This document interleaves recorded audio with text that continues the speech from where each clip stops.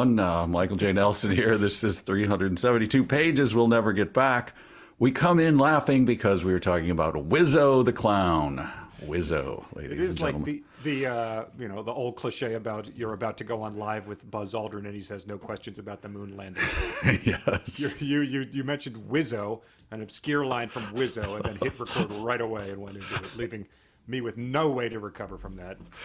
Off we go. Well, why don't you explain why we're here? And no more Wizzo, I promise. Right. No more Wizzo. We're going with much more obvious and localized references on this. The podcast, 372 pages, we'll never get back, where we hand select books we do not think we're going to enjoy, read through them along with you, our loyal listeners, and then discuss them in all the ways that they amuse us and all the ways that they disappoint us. And this one has been full of both of those polls. And it is Bridge to Bat City, the mid-grade novel written by Ready Player One author Ernest Cline. And this is the last episode we will be discussing Bridge to Bat City. Mike, it's been quite a journey, but I think all of us are ready to wrap this one up. Yeah, I think this is enough Bat City. I'm pretty excited that I don't have to do real fanfic, though. Well, we do have an update on your statistics. Yeah, I know. We actually have two. We have the standard one, and then we have advanced statistics from a maniac of a listener who crunched some numbers for us. Okay, I can take it. Before that, though, we are going to share a bit of topical news that was emailed to us by many different listeners. Jeffrey, Michael, Mikkel, they all wrote in to inform us this headline. Taylor Momsen has been nicknamed Batgirl after a bat bit her during a show. Wow. And this gets better. Momsen's rock band, The Pretty Reckless, were supporting AC/DC in the Spanish city of Seville on Wednesday night. Wow. Oh, the string board is, I don't have enough string. Yes, if this had been MCR or something, we would have been suspected that we were being punked, but this actually happened. The bat flew onto her leg during the song Witches Burn. So burning, Seville, the sun, that sort of is. Wow, yeah. But it says, as fans pointed and shouted, Momsen, who is best known for playing Jenny in Gossip Girl, asked them what they were pointing at before realizing when it was finally gone, she threw an arm into the air and said, "Gracias, it's all right, the bat is fine, he's going to be my new friend." After the gig, Momsen was taken to the hospital for a rabies shot. She posted on Instagram saying, "He was cute, but yes, he bit me, so rabies shots for the next 2 weeks."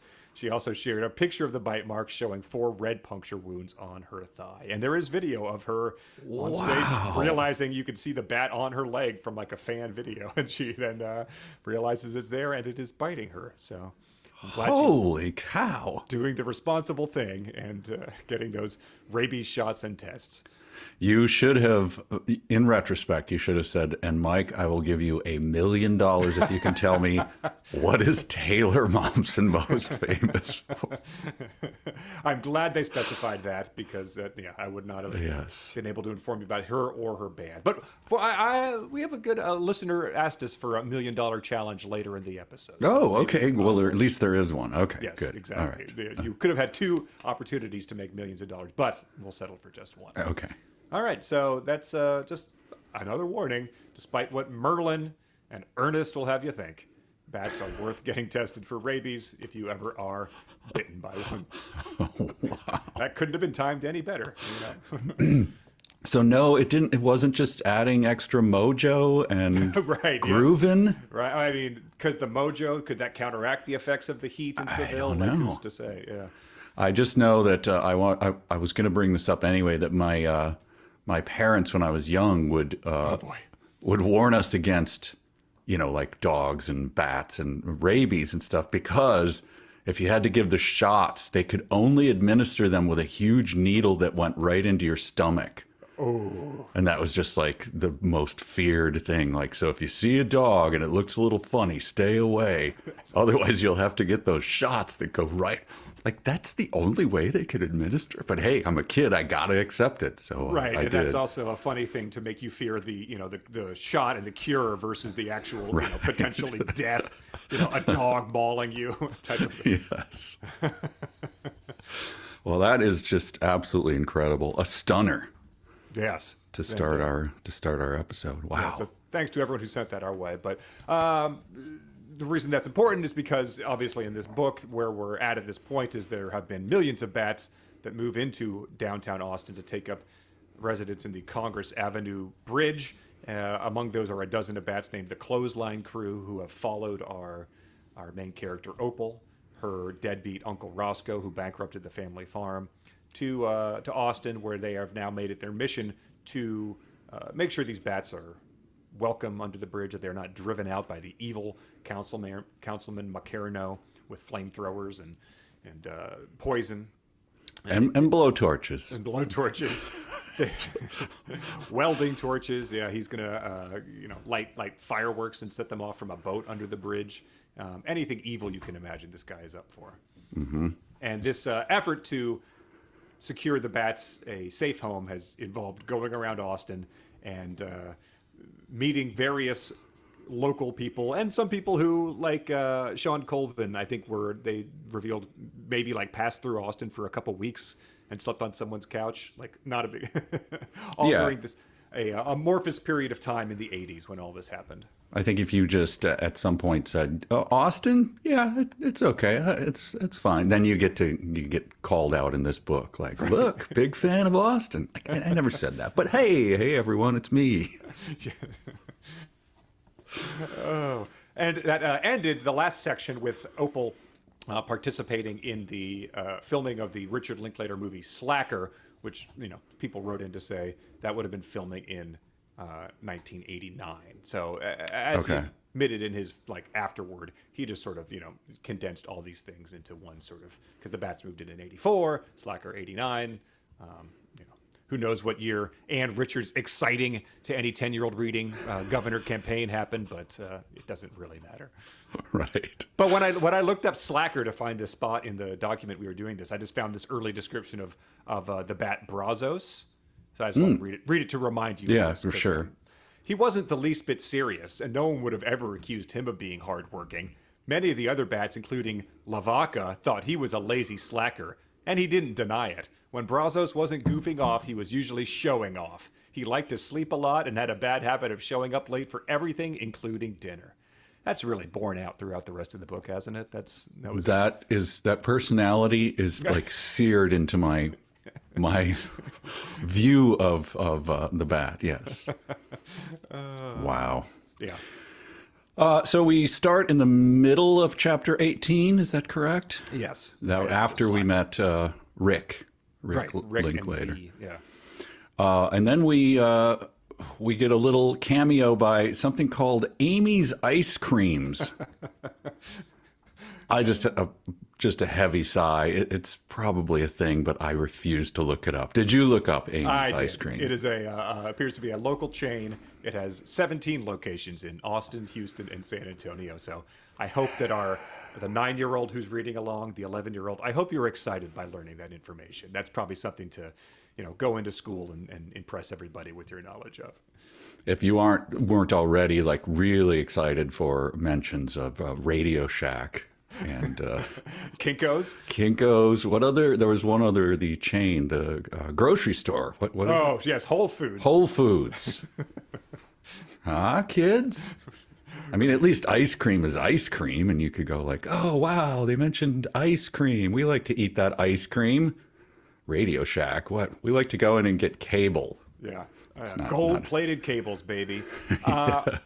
Well, so yeah, this is probably one of those ice creams where you walk out and you're like, how did 2 ice cream cones cost me $27? Yeah, and exactly. They sang a song and we tipped them. It was awful.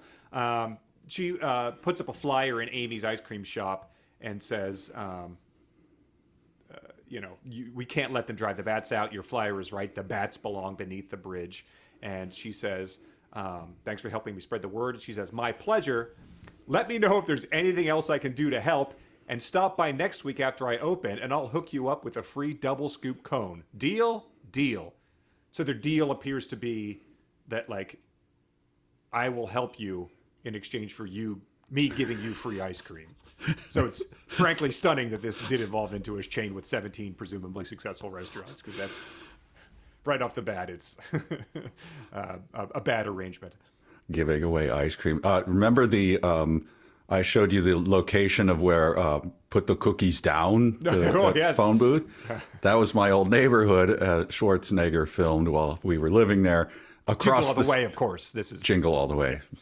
Wizzo the Clown was not in that. Sorry for these references.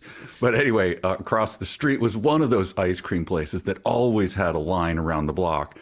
And it was one of those where you see all these people lined up for it and you go, what kind of money, what job do you have? I can't afford that ice cream. That's a once a month treat. right. At best. And these people are just like slopping it down. Wow. 2 small cones for the children, $83. Thank you. Go. Yeah. Put the ice cream down. It always put that ice cream down. It is when we were, you showed me that and we stopped, we took a picture of it, of course, like I think when we did our live show there last time, and then I was driving around with my friend when we were there in January, and I said, I think that you live in the neighborhood where they filmed Jingle All the Way, and he's a burn surgeon.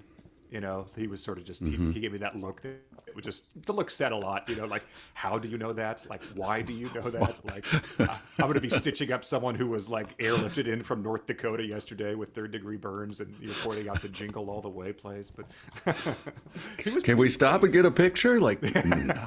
yes, no, we cannot. The board would not approve of that. No. But this section of her ended with it saying, Opal could hear Ann Richards' advice echoing in her head. Be bold, and powerful forces will come to your aid. And to me, that Ann Richards was probably talking about like standing up against, you know, South African apartheid or something. Not I like, assume, yes. Yes, not like, you know, putting flyers up in an ice cream shop to protect a local bat species. Yes. But then it comes to I think this was covered in real or fanfic, Daniel Johnston. Yes. Yeah. And I'm assuming it fooled me. Yes, it did. Yeah, it was very uncharacteristic because he is not the kind of guy that fit in with what we knew about Ernest Cline's music tastes based on what we had read in Ready Player One. He's I'd say a strong taste. Sort of that it's like it's not quite Wesley Willis, but it's more of that, like, you know, a guy would give you a tape and be like, this is genius, and you're like, yeah. Are you trying to read too much into it? There was one, what was it? It was like a family band that was really... The Shags. The Shags. Same thing. It got passed around like, huh? Like, it's terrible, right? Yeah, exactly. Yeah. Oh, it's, okay. you know, Daniel Johnson has, you know, some sweet songs and they're lo-fi, but it's, you know, I understand if it's not your cup of tea. Yeah, I think my son was a fan for like a week and tried to sell, and I was like, not for me. The important thing from this section was that Daniel Johnson bent down to pet Mello, Elena's pet armadillo. Mm-hmm. And multiple listeners also wrote us in. This was Josh and Matt Nelson wrote in to inform us that as bats are primary rabies container, armadillos are one of the few animals in America that have the ability to transfer leprosy to humans. So that's it's deeply unfortunate. But isn't it? Then there's turtles, right? Which is salmonella, I believe. So yep, my friend's son did contact that from his turtle at some point. Really? Yeah. Wow. Yee. A pet turtle. Yeah, should have done, keep the turtles beneath the bridge. Like, why are you picking these animals that harm us so much? Yeah, you're licking them. Daniel gives Opal a copy of his tape, and it says when she got home, she listened to Daniel's tape and fell in love with his music, which seems to be a recurring thing with Opal, is that whatever she encounters, she just immediately falls in love in without passing any sort of judgment or critically listening. She just sort of stumbles from these experiences, slack-jawed, drooling, just sort of being like, everything is my new favorite thing. Yeah, I guess it's maybe it's a slight step up from watching every episode of Battlestar Galactica over and over and over again. Sure, yeah. Just like liking musicians. He's just so lazy at this stuff. Like, she's not like, I can take him or leave him. She never says that. She falls in love with everyone. Right, because that would be a nice thing to show you something if there was to calibrate your tastes like we did in the early days of the podcast to sort of make sure you're on the same page. Mm-hmm. It shows his famous "Hi, How Are You" mural, an illustration of it, which it got a lot of press because Kurt Cobain wore a shirt that had that little frog on it, and it gives us a fun fact that says Daniel called the character in his famous mural Jeremiah the Frog of Innocence. He took the name from the lyrics of the song "Joy to the World" by Three Dog Night. Jeremiah was a bullfrog. And I found an actual fun fact about it, which is that building where he painted that in 2018 got taken over by a Thai restaurant that was called Thai How Are You? So Wow. it's pretty fun. And that restaurant has since gone out of business, but like the wall is standing, and they've sort of vowed to keep that wall like integrated into whatever building is going to be replacing it. Wow, that I can see why you'd really be inspired by the lyrics "Jeremiah was a bullfrog."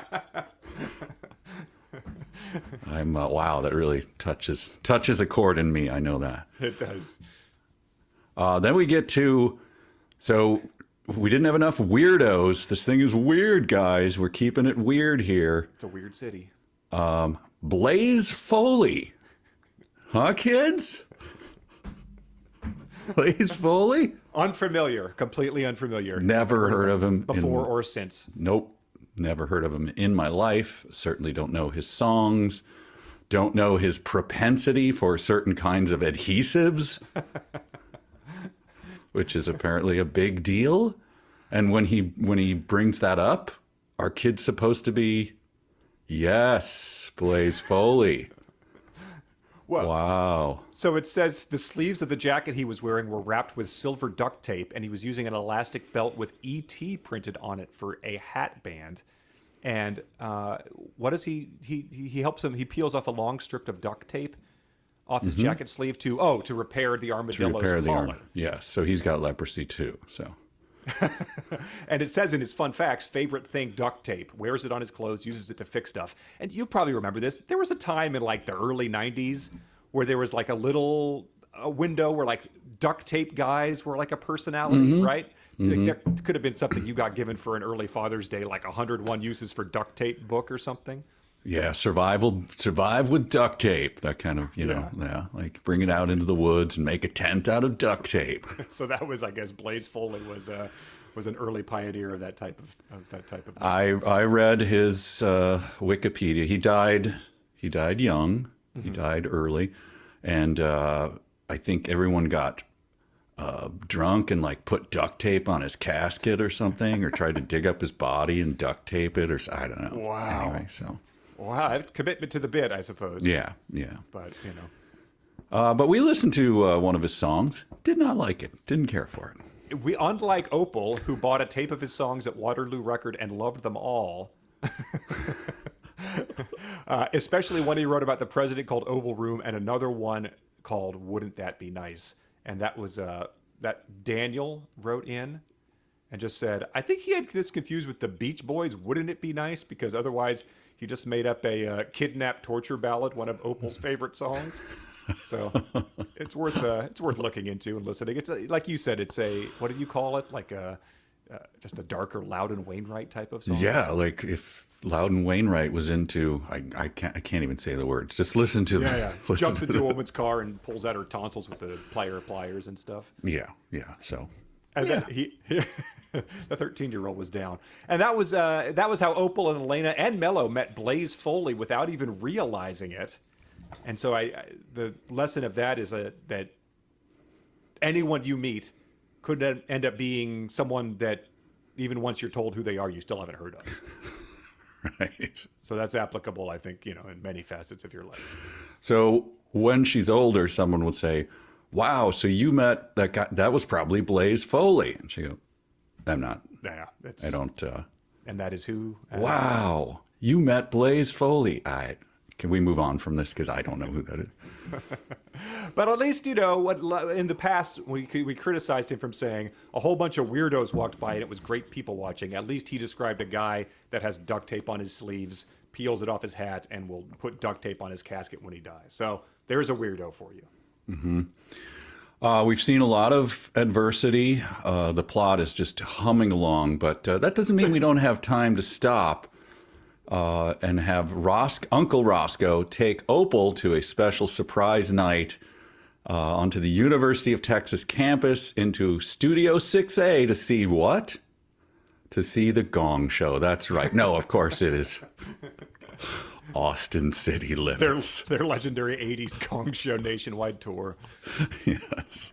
This is impressive because it says she was so happy. She realized she was probably going to be in the episode because Uncle Roscoe had called in a favor and gotten them 2 seats in the center of the front row. Who owes Uncle Roscoe favors at this point? Yeah, what has he ever done that people would go, I owe you one, man. Right. You put that bat flyer up, so here's a free couple of seats. Oh, yeah, it could have been the ice cream lady making more poor business decisions. Yeah. You didn't pay your rent on time. Have 2 tickets. So when you go to see Austin City Limits, you don't know who's going to be appearing.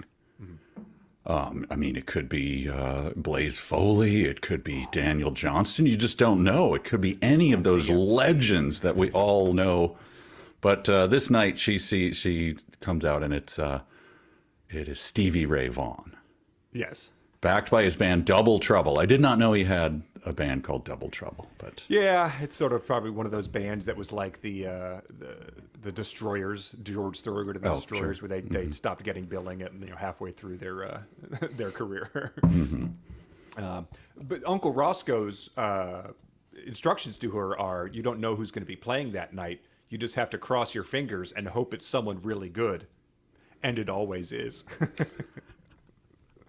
It sort of renders the finger crossing redundant a tad, I think. But and he does this. I noticed, so there's that and there's this. There's these Clinisms that begin to make you kind of grind your teeth. Opal just sat there watching in awe. It was the best show she had ever seen in her life, at least up to that point. I mean, that's how that works, right? Yes. I mean, you can't see a show that you haven't seen yet. So you can't know what you're going to see in the future. Like, that's just how it works. Yes, Right. It's the best thing I've ever seen in my life. Of course, there could be something in the future that might surpass. Yeah, we understand that. We all know how that works. Right. We know how your lived experience is going to continue to bear out. It's information that is not needed unless you're some sort of computer AI or something. It's also just another example of her just being there in awe. Like, I think she has seen... It's mentioned it was the first concert she'd ever been to when they got to town and the guy let him into the bar for free. And since then, she's gone to see Willie Nelson. But, to your point of it being in the future, that she might see better shows. She has seen maybe 3 shows at this point in time. So, Right. awestruck is quite the thing to be feeling. There's a nice drawing of Stevie Ray Vaughan, by the way. There, that's that looks good. So you can check that out. We'll get to the drawings a little bit later. So the bats, the telepathy of the bats has always been a little, amorphous. We don't really know. But here we get a clear picture of how it works. Okay. A little over halfway through their performance, Lavaca and Brazos and the rest of the crew happened to fly over the campus. And when they did, they got close enough to Opal for their telepathic link with her to kick in. For a few seconds, they were able to read her mind. And suddenly they knew where she was and who she was listening to. Mm-hmm. So she didn't know that they could read her mind, or you can do it without sort of her knowing? How does that work? You mean like they're listening in on her mind as opposed to her, sending out thoughts for them to hear? Well, it's not like the you hear the phone dial up. And then like, okay, we're hooked up now. Right. We're telepathically linked. She has no idea. And then it says a little later, Opal was so focused on the music that she didn't even realize they were up there. So again, they can eavesdrop with on her thoughts. As long as they're close enough, though. As long as they're close enough. And for a few seconds, they were able to read her mind. With the telepathic link kicked in. So how does this work? I don't know. Did The Shining have to make these stipulations, or was it just Dick Halloran being like, "You've got The Shining," I don't know. Now you got to be a little close, or sometimes if there's a big antenna here at the Overlook, you can use that, Danny. But oh God, not that close. That's too close. Wait, what are the rules? Wow. I know it's very specific. I'm sorry, but it's The Shining. Well, Stevie Ray's mojo is, of course, too powerful, and it makes them lose control. We never really get a sense of what losing control means. I think it just means that they sort of do a bat dance. They fly around. They don't they don't freak out. They don't start latching onto necks or anything like that. So right. Really Bat Dance. Great song, by the way. Bat Dance. So they start dancing. Stevie is playing and singing Pride and Joy. I didn't look that up either. Oh yeah, they used to play Stevie Ray Vaughan on like the classic rock station. It was just always one of those things where like, am I supposed to like this more than I do? Because it's it's your standard blues. She's my sweetest little thing. She's my pride and joy. And this is the first taste we get. Well, maybe it's not the first, but we get a lot of this. Of the crowds are. I have a lot of questions about these crowds, but bats. They cried out in horror. So I don't know if they cried like at one voice, like bats, or whether it was bats, Right. like fire, like you can't yell bat. Thresh. Yeah. And then Uncle Roscoe shouts, "Everyone relax. They won't hurt anyone. They're harmless." Taylor Momsen, is that true? Are they, in fact, Especially harmless? since they've lost control. Yeah. Yeah. But then everyone screamed all at once. They began to stampede for the nearest exit, and Opal and Uncle Roscoe were forced to follow them to avoid being trampled. It seemed like every other concert in the 80s would involve some sort of horrible trampling tragedy, so this easily could have been on people's minds when this was happening. Like, that ups the panic itself. And then just before the stampeding crowd pushed Opal and her uncle out the exit, Opal shouted up at the bats, instructing them to escape by fleeing back outside the same way they'd come in. Why doesn't she just use the link, the telepathy? Yeah, especially as over the crowd noise that's happening. It might be the easiest way to get in touch with them. Did the bats block her? Is it like when you used to back in the day, like call waiting, like, oh, I'm going to, or not call waiting, but caller ID, and you could block it? And then but if I block it, then business, I don't want businesses to see it, but I don't want my friends. So then you can take the block off for some people. So what if Lamar blocks me, but Bravos has not yet? Yes, exactly. I just felt that they've made such a big show of her PR campaign and all these flyers and zines and chatting up Blaze Foley. That doesn't appear to have gotten real good results if the very first time that any of these people see bats, they start stampeding towards the exit during a live taping of a TV show. Crying out in horror and trampling one another. He likes endings of chapters, and this one is a good one. They close the doors, trapping all the bats inside. Hard return. Then they called the bat catchers. So on staff at Austin is a full-time bat catcher with a number that everyone knows. Yes, the Austin City Limits had that number on file just in case. It's just bats have been there for less than a month. It's at all the exits in case of bats. Call. I think he said earlier that the town's dog catchers got repurposed as bat catchers, on Macarno's orders or something like that. The dog catchers from the 1930s who ride around in those paddy wagons with giant nets. The Keystone Cops in. Catch that dog. So that's the last half of chapter 18. Yeah, it goes right into chapter 19. Merlin's Mojo, which will, that's a major character you will get to. But it says that by the following morning, the news was all over town. They were talking about it on every radio and TV station Opal tuned into, and it was on the front page of the Austin American-Statesman and the Austin Chronicle, too. The headlines read, "Double the Bat Trouble. Flying rodents terrorize ACL taping of Stevie Ray Vaughan. City Council in an uproar." So the publisher of the Austin Chronicle, Lewis Black, who she met and agreed to publish her bat zine in his paper, has turned on her pretty quickly. He didn't learn a lot from the illustrated photos she had submitted to his paper. Who was the guy with the Weasley face who wrote screeds and everything? Oh, yes. Brother. He became friends with Uncle Ross. Wiley Woodburn. So Wiley he wrote the story, but then you turn it in, and then a headline writer does the headline. So Wiley was probably like, a bunch of cute bats flew around in a delightful display. And the headline writer's like, I won't sell papers. no, terrorizing taping of Stevie Ray Vaughan. A listener wrote in to inform us. This was Sean. He questioned if Wiley Woodburn was a real person, and his guess was that Woodburn equaled Woodward plus Bernstein.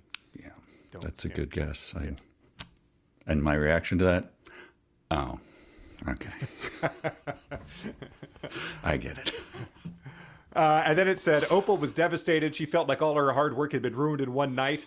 Worst of all, those bat catchers had captured Lavaca and Brazos and the rest of the clothesline crew in their nets and carried them off in cages. So we get an actual on the rest, and possibly the most dramatic thing that's happened in the entire book has just happened off camera for no real reason.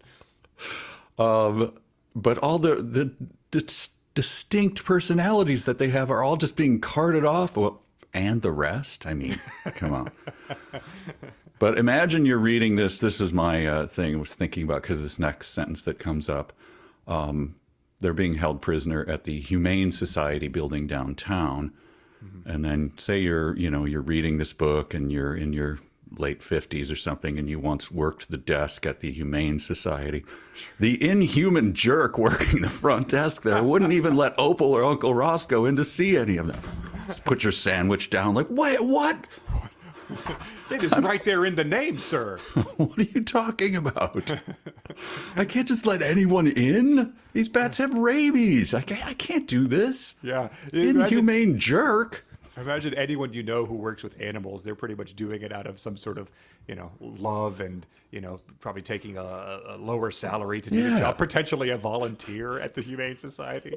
And by calling him an inhumane jerk, he appears not to be making a joke there by saying that the guy who works at the Humane, no one comes in to be like, more like Inhumane Society, which wouldn't be great, but at least you would sense there was purpose behind that choice. No, I don't think he's making that joke. I did not take it. But even the person working the desk is also got to be like, it's like just a person going, I'm sorry, I can't, nobody can go beyond here. It's unsafe. There are sanitary issues. We keep that separate. You inhumane jerk. He's biting their heads off like Ozzy Osbourne. They leave and they see his sandwich that has like bat wings sticking out of the bread as he takes a big bite happily. Oh, wow. But speaking of inhumane jerks, then it goes back into Councilman McCarno. Oh, that guy. Who's, seems to be a master media manipulator. He's getting, and every newspaper, radio, and TV reporter to talk to.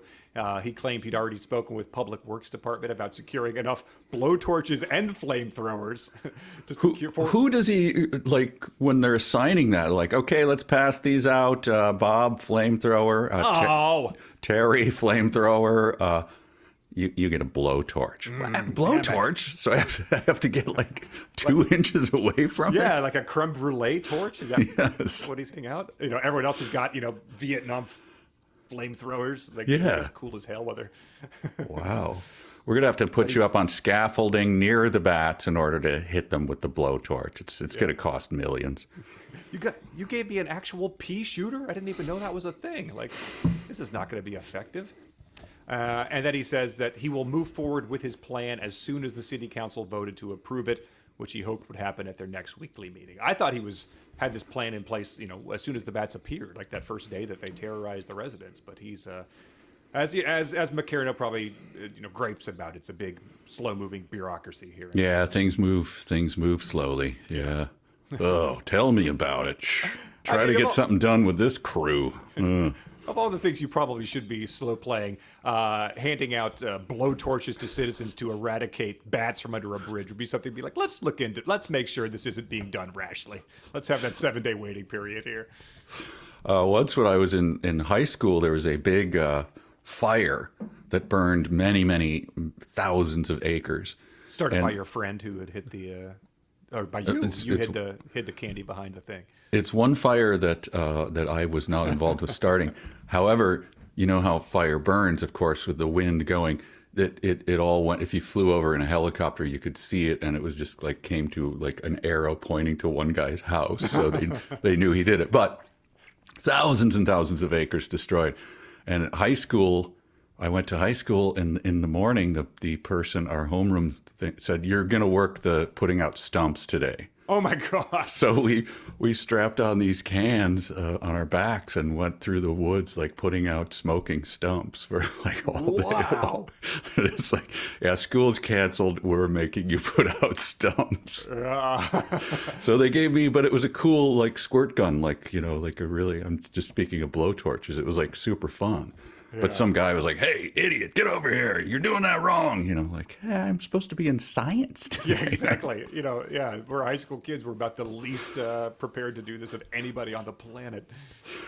But that was cool. I wish I'd get a blowtorch. So maybe they do that. They just go to the high school and hand out blowtorches. Go take care of the bats. Gym teacher, hey, peckerhead, strap on a blowtorch and get out there. Come on, ladies.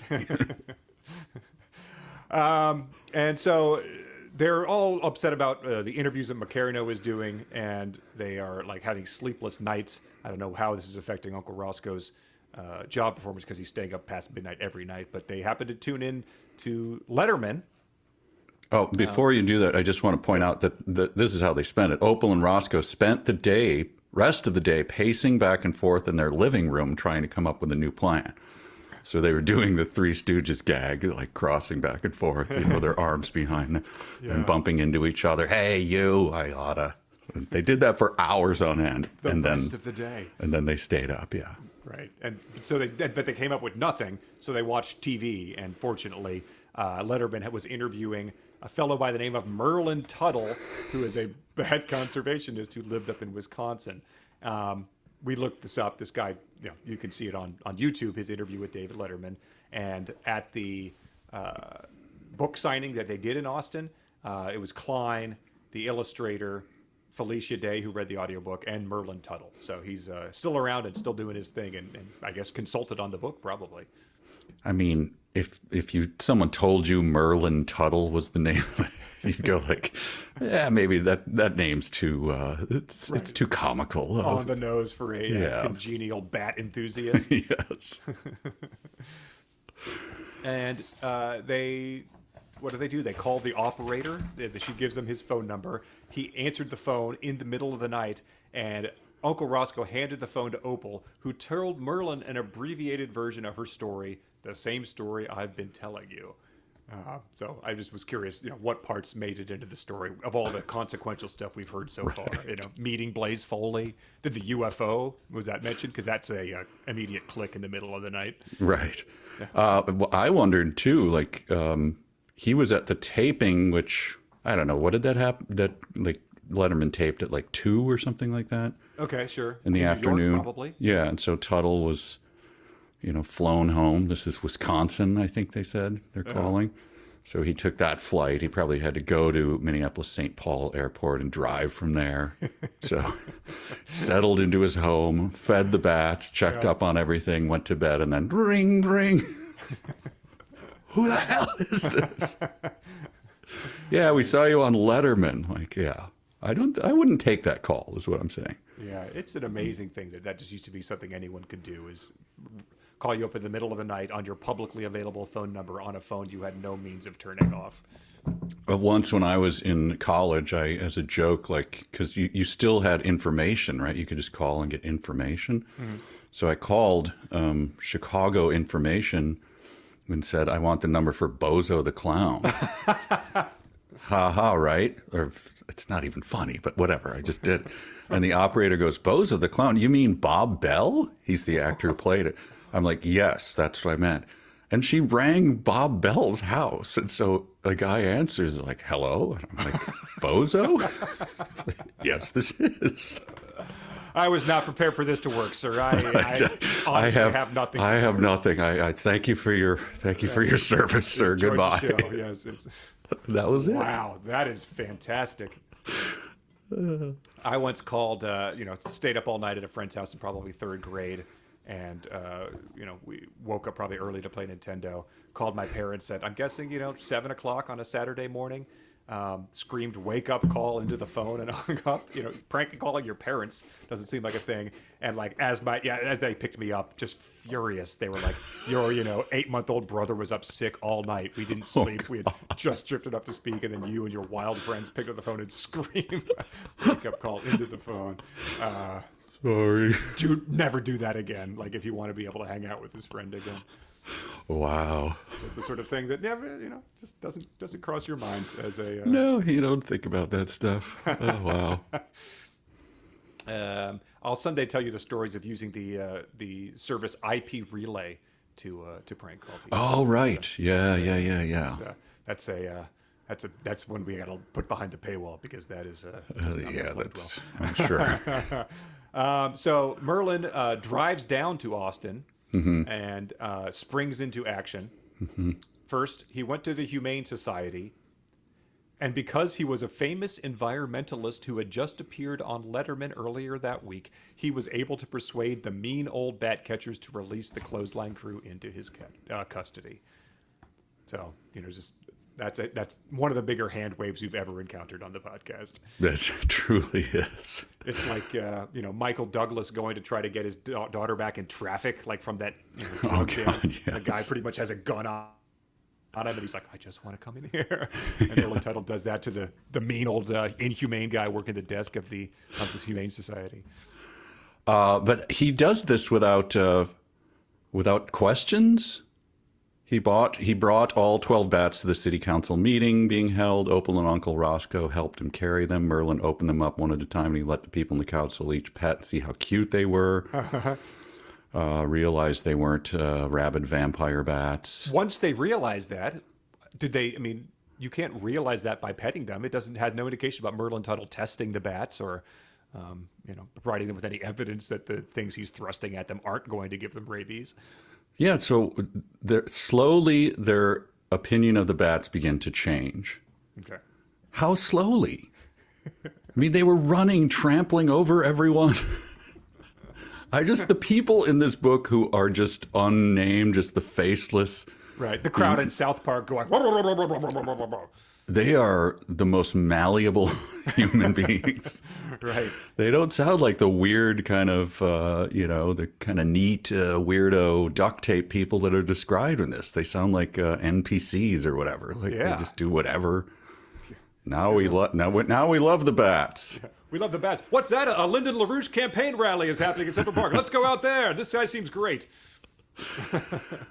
But yeah, so Merlin has no questions for Opal about so you seem to be talking to these bats. What, is that a UFO thing or what happened there?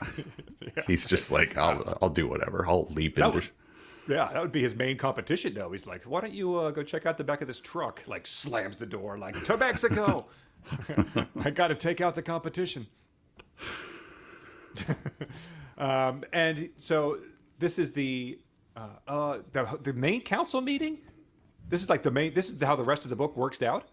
Oh no, he's convincing the council to have a bigger meeting about this. Yes. And Macarno, of course, will not. He's the one guy that will not slowly change his mind. He says, "I don't care how friendly or beneficial or cute those bats are. They're a serious health concern and a public nuisance. If we let them stay where they are, they'll scare away visitors and ruin the local tourist industry." Which is sort of like, remember in Titanic, where they sort of lampshade those gags where Billy Zane is like, Picasso, he'll never amount to anything. Yeah, yes, exactly. It's like, all right, so he's saying that about the tourist industry. But I want them gone, and a lot of other people in town feel this way. He ended his tirade by pointing out that according to a poll, there are almost as many people who hated the bats and wanted them to leave as there were people who loved them and wanted them to stay. So people in town have already fallen in love with the bats, but he is citing that more people want them to stay. So, for a politician to bring that up is sort of like you're sort of disproving your point at this point. Yeah, I have the exact point. Like, do you bring that up in the yes, my side is losing in the polls, so I'm going to point that out to you to try to persuade you to go with me. Yeah. Most people think this way, so right? Right. Yeah, especially in this town where You have to imagine the Austinites are like, wait, most people want it? I'm for it then. Yeah. This is the best concert I've ever seen because I'm sitting right in front of it and drooling. Sounds good. I do like, though, that hard to tell whether or not I'm supposed to like Macarno because he ended his tirade by pointing out that. Right, spittle flecked, pounding on the thing, sweating, I presume. He had our Bud Dwyer gun in case it went awry. Jeez. Okay, so they call for the referendum, and this is, wow, hell of a chapter end here. My gosh, he knows how to end a chapter. The guy really knows, if he even wrote the book. But anyway, last sentence of the chapter. Opal wasn't sure if anyone would actually show up. Ooh, yeah, that's true. That is a huge concern. Half the people hate the bats. They don't want them there. Like it's, Let me turn the page and read first so much sentence great of this music one. happening.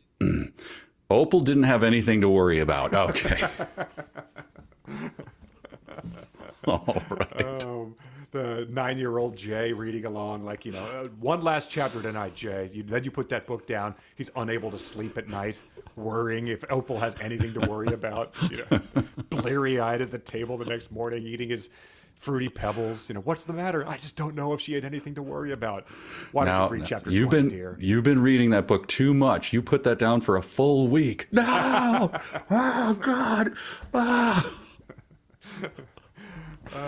All right, you can have it back because it's been a week and you did all your homework and did all the chores and you cleaned the garage. Opal didn't have it. God, it's the very next sentence. I got terrible grades this week. I flunked every spelling test I had. Damn it. If any of the kids reading along do want to do a book report on this, I feel like in elementary school when you do book reports, you would never have anything really critical to say, right? You'd be like, yeah, I like this book. I presented it. You'd never be like, this was garbage.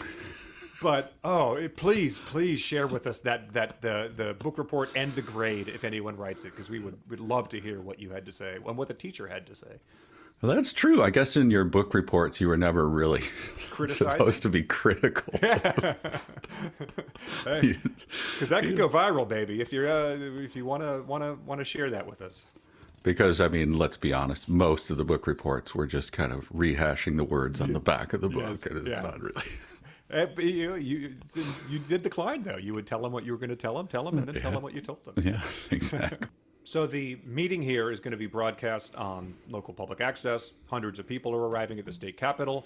And to prepare for the occasion, Opal wore her turquoise tuxedo because she figured wearing something her mama had made her might give her some extra mojo. So that's something that was mentioned before. We even got an illustration of it, but I'm glad it got called back at the end because I was really attached to that particular garment. I forgot that she had it, but yeah. No, that's nice. All the bats do show up, I think. Opal told them not to, but they show up no matter what. They hated defying her, but they couldn't help themselves. Yeah, so once again, questions about the psychic connection.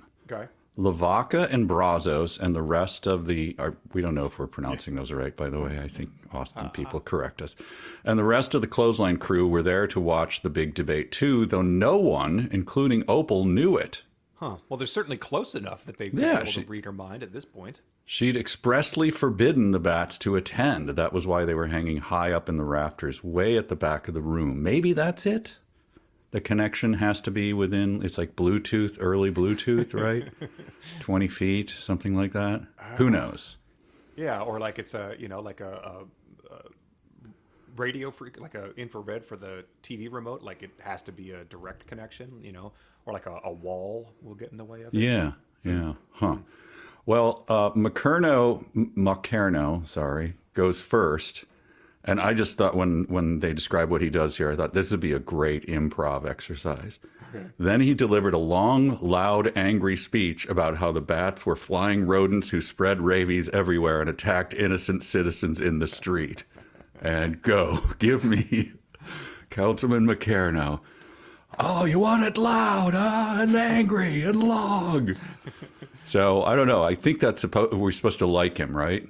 Right. Long, loud, angry speeches about flying rodents and rabies and attacked innocent citizens. He's a good guy? I believe so. That is correct. A chemical pesticide salesman. And the information that we're given much later about his physical appearance is usually the type of physical characteristics that you are associate with characters you like. And he adds, if they're allowed to stay, we might as well change the name of this city to Transylvania, Texas. So he's got his he had some writers, feeding him lines and stuff. Yeah, talking points at the ready. Good for you, McCarno. But it says by the time he finished spewing all of that misinformation, the people in the audience who had already been afraid of bats were now absolutely terrified of them. I mean, I think it's safe to say that this book qualifies as misinformation. It severely downplays a legitimate negative thing about bats. And I think if you were doing a debate and someone said, thank you, Mr. McCarno, for everything you just spewed, you'd be like, hey, moderator, come on, man. Right. You have to play it down the middle. Yeah. Well, that was quite a screed here. Yeah. That was, thank you very much. That was loud and long and angry. Yes. Okay, come on, man. Play it down the middle. Oh, but then it calls for a rebuttal, and I thought it was just a meeting. I wasn't aware it was a formal debate, but Opal gets to go next. No, Merlin gets to go next. Yes. And Merlin has a slideshow prepared. It says in a calm and friendly voice. So bad guy then. Merlin began to explain how the bats lived and what their families were like, and the role they played in maintaining the balance of nature. It turned out Opal needn't have worried because Merlin had been memorizing bat facts his entire life, and he'd come to this debate prepared with the whole slideshow. So it's sort of like the end of Ready Player One, right, where the guy just had to have memorized Monty Python and the Holy Grail. Yes. And just gets up and recites it, and that's he has solved the problem by doing that.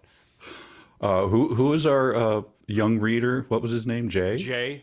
Okay, so Jay is reading, he's reading in the middle of this is chapter 20. Opal was a little worried because he didn't appear to have anything written down. All right, young man, you've read enough of that book. She's very worried. He doesn't have anything written down. Well, your grade suffered enough last week. This book is, you need breaks in this book. That's what I've learned. This time it's 1 month, young man. Oh. Then the next paragraph, Opal needn't have worried. Jay's in a straitjacket, just walking back and forth. Now you tell me.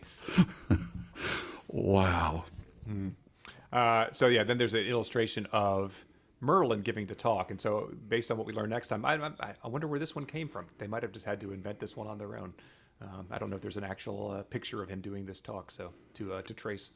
Oh, yeah. But this is what Merlin does. He showed a lot of other cute close-up photos of bats. He laid out all the reasons why the people of Austin should welcome the bats. He explained how they improved, blah, blah, blah. So he showed, laid out, explained. He didn't spew anything out. I call this rigged. This council meeting is so rigged. Yeah. They're shining like a red light down on McCarno when he speaks. And up from his feet. They're playing that awful music that you like that Bridget hates, the tuning violins, intro music, and the other guy gets the Superman theme song by John Williams when he walks up.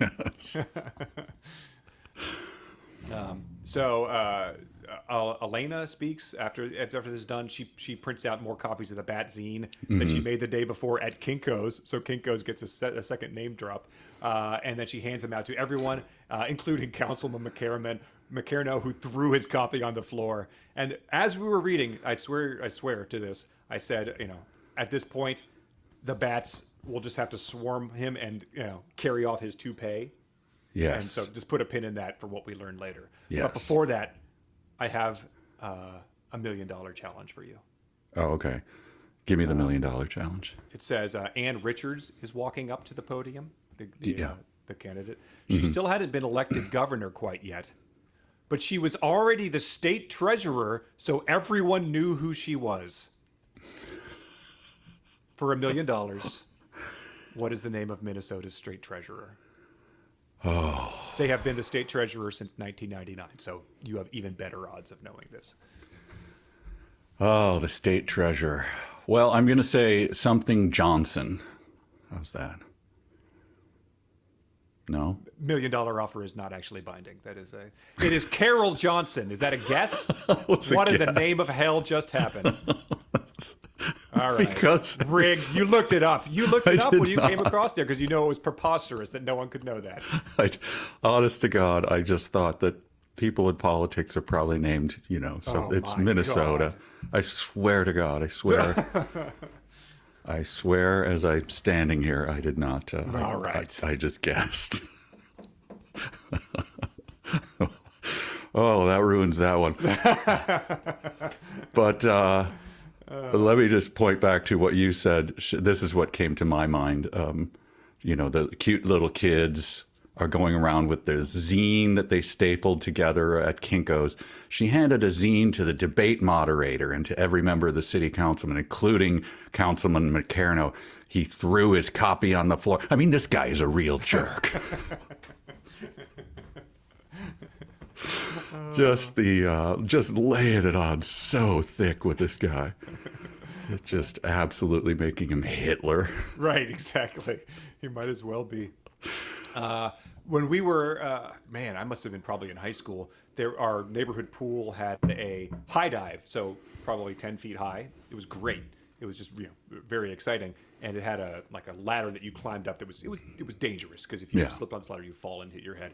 And I think at some point in time, probably insurance increased or something, but they were like going to get rid of the high dive, and so all the kids did a Save the High Dive campaign. It was the closest we've had to doing this, and there was like a committee. I don't know if there was like a neighborhood committee, but like my dad went on it. There was a couple other friends' parents were on it, and then some of the people who were against it were there, and all the kids showed up with like Save the High Dive buttons, and at some point in time, like a little kid, he got up, he was licking his lollipop, and got up to ask his question, and was like, "Have any of the councilmen ever actually gone off the high dive?" And one of the good guys just like stands up and gets a standing ovation, and then like one of the bad guys had to do a like a Nixonian for the record, I would state that I too have been off the high dive.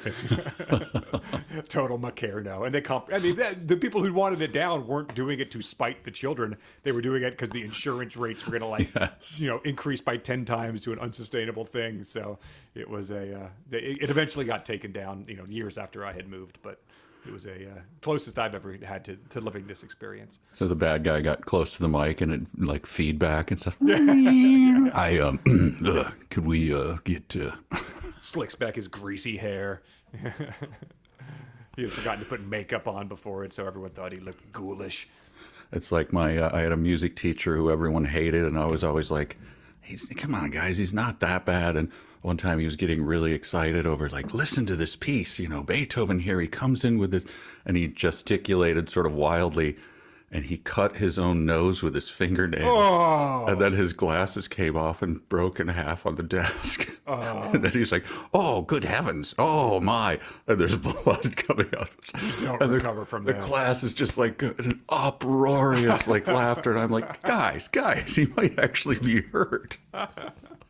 It was the first time I remember having even the barest hint of sympathy for a teacher. Yeah. That's a witness relocation program one there. Yeah. Mr. Glasscock, you're not going to work out at the school. I'm sorry. The deck was already stacked against you, sir. Yeah. So now we get to his hair now. Yes. Finally the answer to your question. The incredibly famous state treasurer, future governor, gets up there and leads with this zinger that I think she had writers prepare. You know why I think Councilman McCarno hates those bats so much? Because they're so much better at making friends than he is. And I think they might have a better barber to boot.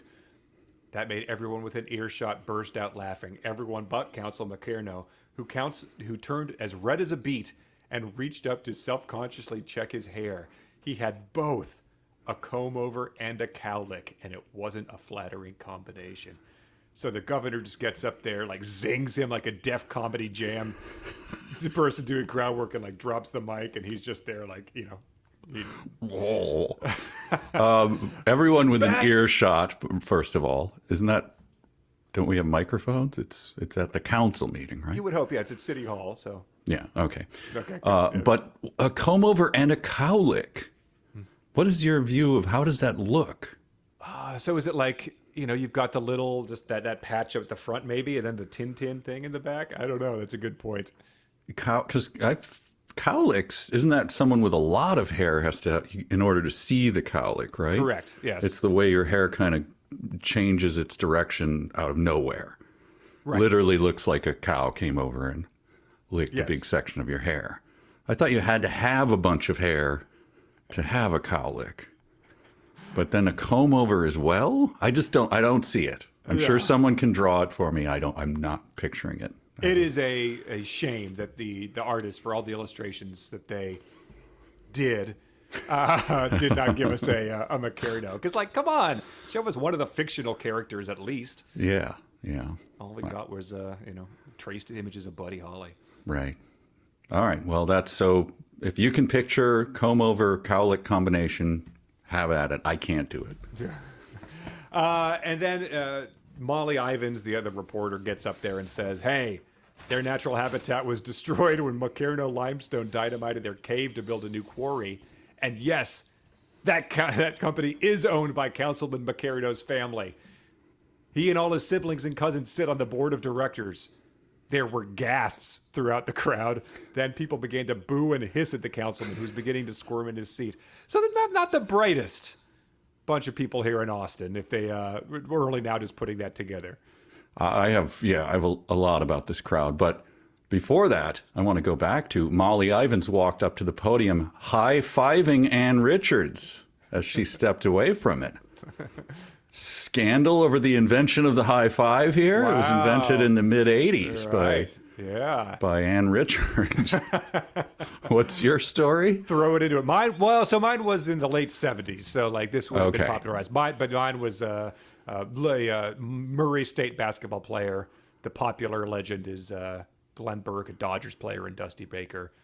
There's footage of Louis Armstrong and Dean Martin high-fiving in the 60s that I'll post in the notes. For what it's to explain, Connor is one of the co-founders of National High Five Day. National High Five Day. So that's I've had much like Councilman Macarno, I've had my character assassinated at times over this fake story I invented that some people think deprives another guy of his credit. It's a whole other thing. Was on the secretly incredibly fascinating podcast about the high fives. You can hear my whole screed there. I come off as probably a Macarno, but you're spewing your story loud, long, and angry.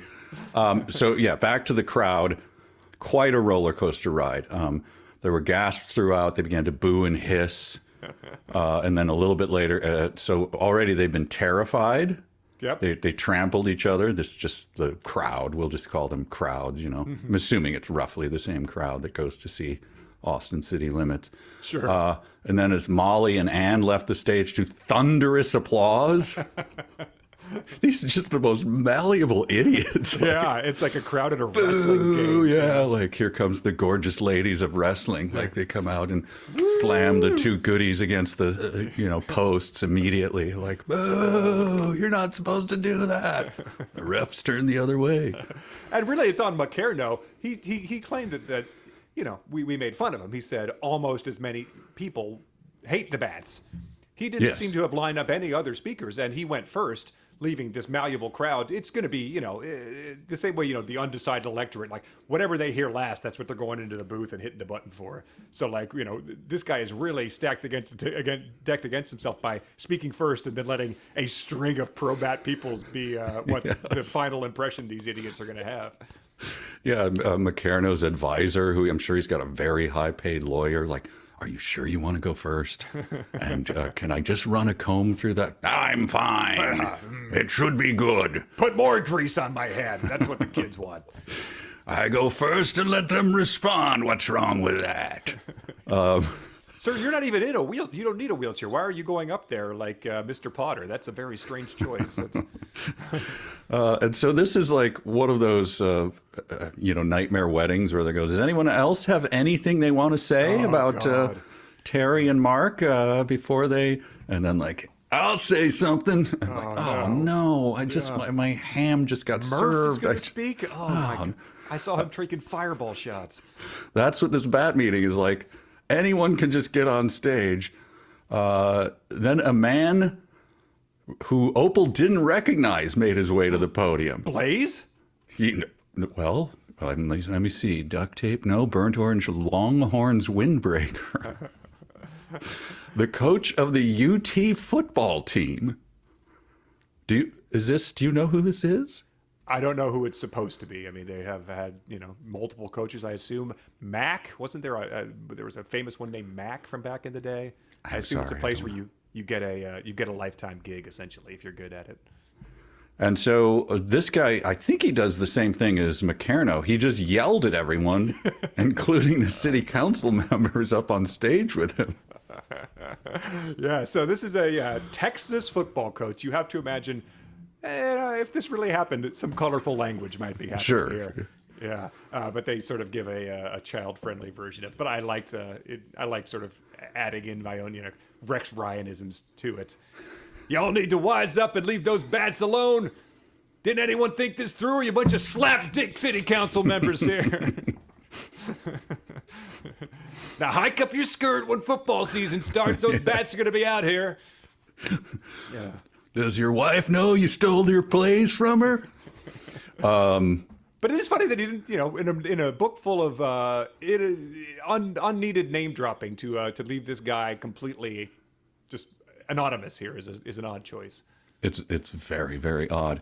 And then I just want to, as I read this, the closing of his speech, I just want to remind you, when you hear these cliches strung together, that this is a monstrously successful author here, who, has probably owns his own island and has 17 cars. He probably has more cars than Jay Leno. Okay. No one said a word. You could have heard a pin drop. When Opal glanced around, everyone appeared to be holding their breath. It's from one of the highest paid authors in the world. Bestseller, yeah. Spielberg on speed dial. Yep, he wrote those 3 sentences together for a tense moment. So there you go. Reviewing this on Goodreads instead of saying pick one of these 3 things. Because who was the author? Was it the Ellises who would always say things 3 times? Yes, that's right. One of the most mocked, derided authors we've covered on this podcast. Like, no one could possibly think that was. Here is Ernest Cline. Yes. Wow. That struck me as just so terrible. And to answer your earlier question, it said that the coach just yelled at everyone. He didn't even bother using the microphone. So there is a microphone. Everyone is within earshot. Okay. Yeah. To use another cliche. And again, the audience, I'm just going to, these are kind of all over the place, gave her a thumbs up, and the entire audience erupted into applause. A little bit later, the audience burst into applause. And then a little bit later, before she could respond, a bunch of the people sitting near the entrance gasped. A little bit later, they began chanting. So I just pointing out, this audience. Yeah. Man, if I had been doing stand-up in these days, I could have just, rolled up my sleeves and... oh, man. So don't date much. Big surprise. Huh? We love this guy. Yeah, thank God they're not doing anything a bit more, untoward or inhumane at this meeting, or proposing anything like that. Right. Let's go invade Mexico. Woo! And after that, we're gonna tie this bear to a pole and then have the dogs attack him. Yeah, we love that sport. Bear baiting. Chapter 20 takes an odd turn. Yes. Richard Linklater gets up. He praises her courage to exercise her First Amendment rights and do battle with our local bureaucracy and challenge the lies of their puppets in the media. Wow. By delivering the truth directly into the hands of the people. He's been getting a lot of praise for this new movie of his, Hitman, that came out last week, I think. I wonder if he's mentioned his cameo in here in any of the press tours he's been doing. Sitting right next to Ernest Cline. Yeah. And here we go. The audience is gasping. Does Opal go up and talk? Yeah, she gets up. She delivers the exact speech you'd want to her. She says like about weirdos and bats living there. Then she has B on her knuckles, for the bats belong beneath the bridge. So she has those tattooed, and like Robert Mitchum, and you want to know Yeah. why I have love and hate in my, because she's got it. Wow. All right. What is that? Night of the Hunter? That's Yeah, one Night of one the Hunter. She watched it once and it immediately became one of her favorite movies. Yes. And then, but after Oprah gets down, Roscoe says, "We're proud of you." But before she could respond, a bunch of people sitting near the entrance gasped. Mm-hmm. Then lot of other people in the crowd began to jump to their feet, clapping and cheering. So, like, I don't know, this could be like a dog in a funny hat has entered the room. Zippy the chimp roller skating through with a cigar, and yes. Amusing these easily amused idiots. But First appearance of Whiplash. That would be great. Wow, I would gasp. Yeah. What does Whiplash think about this? He wants the bats gone. Get the blowtorches. Yes. Whiplash is just confused. The dog's running around. But a few seconds later, Opal was able to see why. It was because Willie Nelson himself was sauntering up to the podium and carrying his battered and beat up old guitar, Trigger. No word about whether Johnny Cash is waiting in the car in parentheses or anything. Yes. Honky the horn. Yeah. And then the very next sentence is, so he's walking up to the very front of the audience. He was carrying his battered and beat up old guitar, Trigger. Willie spent a few minutes tuning it while he told the crowd how the bats had eaten up all the mosquitoes at his annual 4th of July picnic. So professional musician, but doesn't really come prepared, I guess, to entertain a crowd like this. Yeah, a few minutes. It's I mean, we've all been to the orchestra. When they tune, that's you accept it. It's like 30 seconds at the most. Yeah, and it's sort of part of the experience. It's part of the thing, and it everybody hasn't really kind of started to that point. sound Actually sort of your pulse goes a little quicker, like, ooh, here we go. Yeah, it's anticipatory. Yeah. But it's not like a guy in front of a crowd who, they've just had all these rousing speeches, who is then getting up there and is just sort of like messing around with this sort of thing. And also, the gasps. I can only hold a gasp for so long, like, oh, it's Willie Nelson. Oh my gosh, it's Willie. Like, oh my God. Oh, jeez. What is he doing? What is he doing?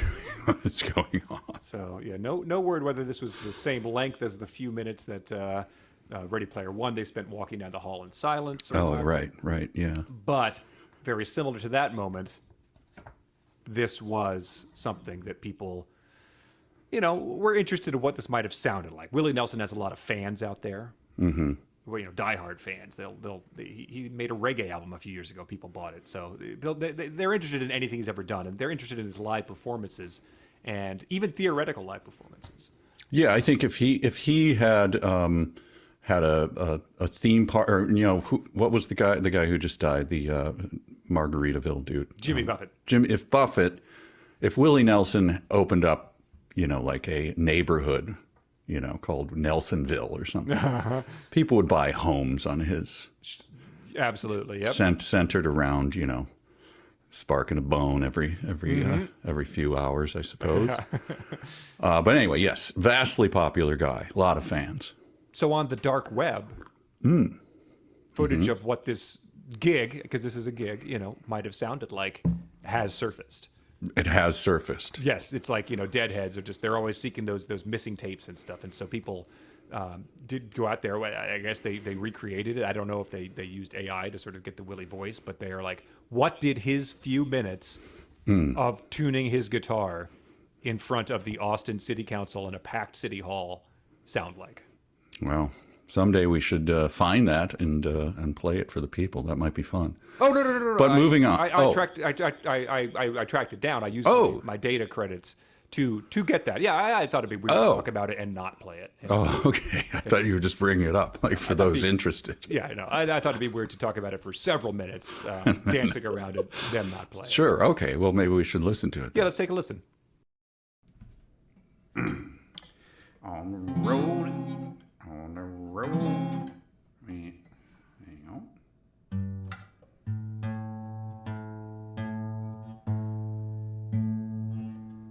The back. In here.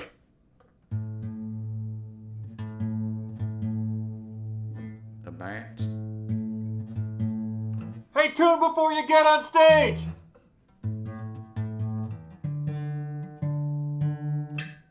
Roll again. No. This sucks.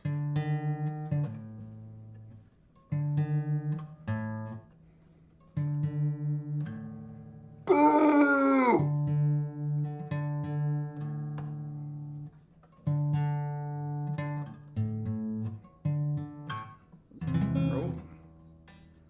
Roll again. Roll again. The bats. We want parenthetical Johnny Cash.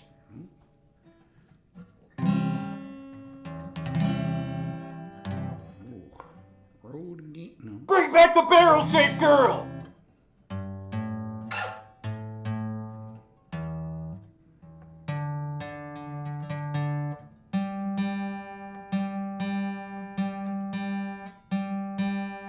Take. Bats. You're wasting our time, man.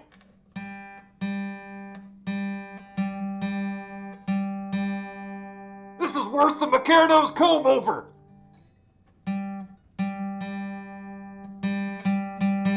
At least start naming dog breeds or something.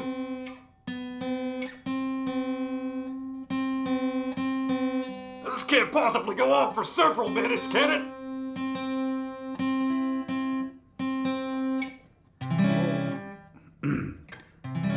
Roll.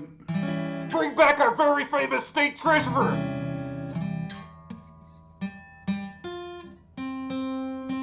Give me rabies now, God.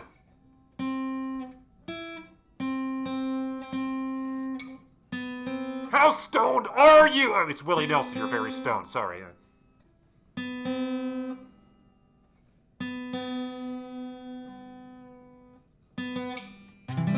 again. I'm gonna go lick an armadillo to get leprosy.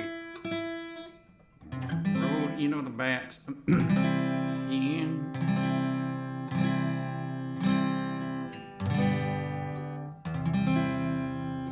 This is just too weird.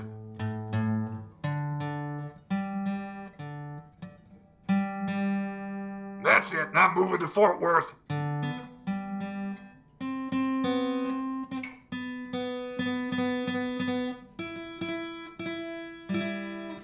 Roll again. Bring back unnamed football coach. Wow, that's doesn't it adheres pretty much to what I thought it might sound like. It doesn't doesn't stray too far. From, Not quite what the you described the pulse pounding of the orchestra. I don't know if it's there yet. Yeah, I don't think it's quite the same. Oh well, thank you, Dark Web. You're doing your work for us. Thank you. And then after he tuned up for several minutes, he played Blue Skies for people and had most of the audience tearing up by the time he'd finished singing it.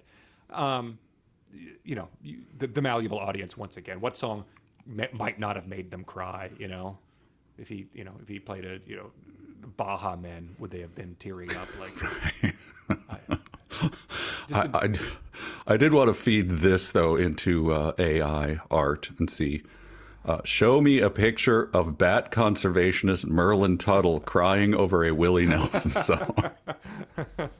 Right? Because there's pictures of him all over the web. He's famous. Sure. Yeah. That would be, I think I should feed it in. I don't have a AI art program that I go to in an open tab. But if anyone does, do that. Bat conservationist Merlin Tuttle crying over a Willie Nelson song and see what it spits out for you. Yeah, that's a real test too. Because will it know Merlin Tuttle from Merlin the Magician? Ooh, yeah.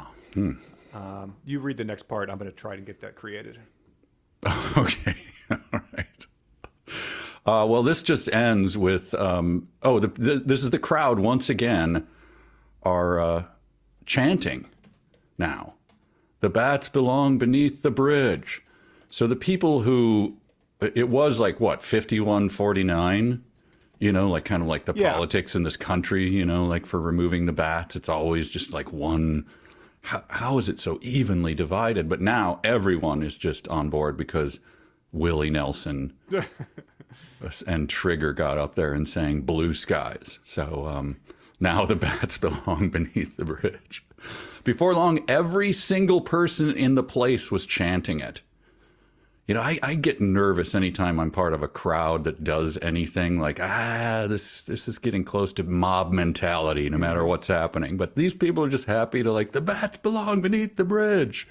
It reminds me of like the Bugs Bunny, you know, thing where he would just chant back and forth with someone until he'd switch up and then the person would be like, oh, right. Duck season, rabbit season. Yes. You could just, if you were the guy who was just like, Hitler had some good ideas. Everybody like, Hitler had some good ideas. Guess which race I don't care for. Yeah, it's persuadable, especially because half of them were not on board from the beginning. Right. Well, Macarno has also got up and walked out of the chamber with his head down as the crowd continued to chant around him. So, like, you know, are they going to follow him to his car? Are they going to start, like, roughing him up? You know, is he getting spit on? Like, you'd have to assume that the crowd is pretty much into a frenzy at this point in time. Oh, he's going to be doxxed immediately. They're going to SWAT his home from these malleable people. Just a bunch of weirdos. We're just weird. The image creator I tried to use flagged this as a content warning. I don't think you're allowed to suggest Willie Nelson. So, Okay. I'll just say back conservationist Merlin Tuttle crying and see what it gives us. See if you could get anything from that. But that's so they were chanting. Everyone was chanting, and they decided by an overwhelming majority to let the bats remain in their new home under the Congress Avenue Bridge forever. That was the moment when Opal decided she wanted to live in Austin forever too. Mm-hmm. But fine, sure, whatever. The entire city was chanting it for a few minutes, I think. Mm-hmm. Yes. For a few minutes, you could hear those words being chanted all over town. It's like one of those ovations you get at Con. Yeah, this is Really? this is frightening. Yeah. A 9-minute standing ovation for, the Tree of Life. Oh boy. At the opening, by the way, of one of maybe I raised this issue before of Verdi's opera. Okay. You know how the Italians love their opera, right? We all know that. Come on. Verdi debuted a new opera, and they gave him like an hour standing ovation. And I guess people just had nothing else to do back then. You know, they did, usually, a couple of ovations. The crowd like went out and followed him and brought him back and he went back to his house, and they took him out and like hoisted him above the crowd on like a carriage chair and was like, yeah, opera. That's what these bat people are doing. They're just like, you can't stop them. Like, you've unleashed the bat lovers, and now you can't put that genie back in the bottle. His second concert he performed after that must have been like the biggest letdown of anyone that's ever existed. Oh, his sophomore effort, yeah. A 45-minute standing ovation, like.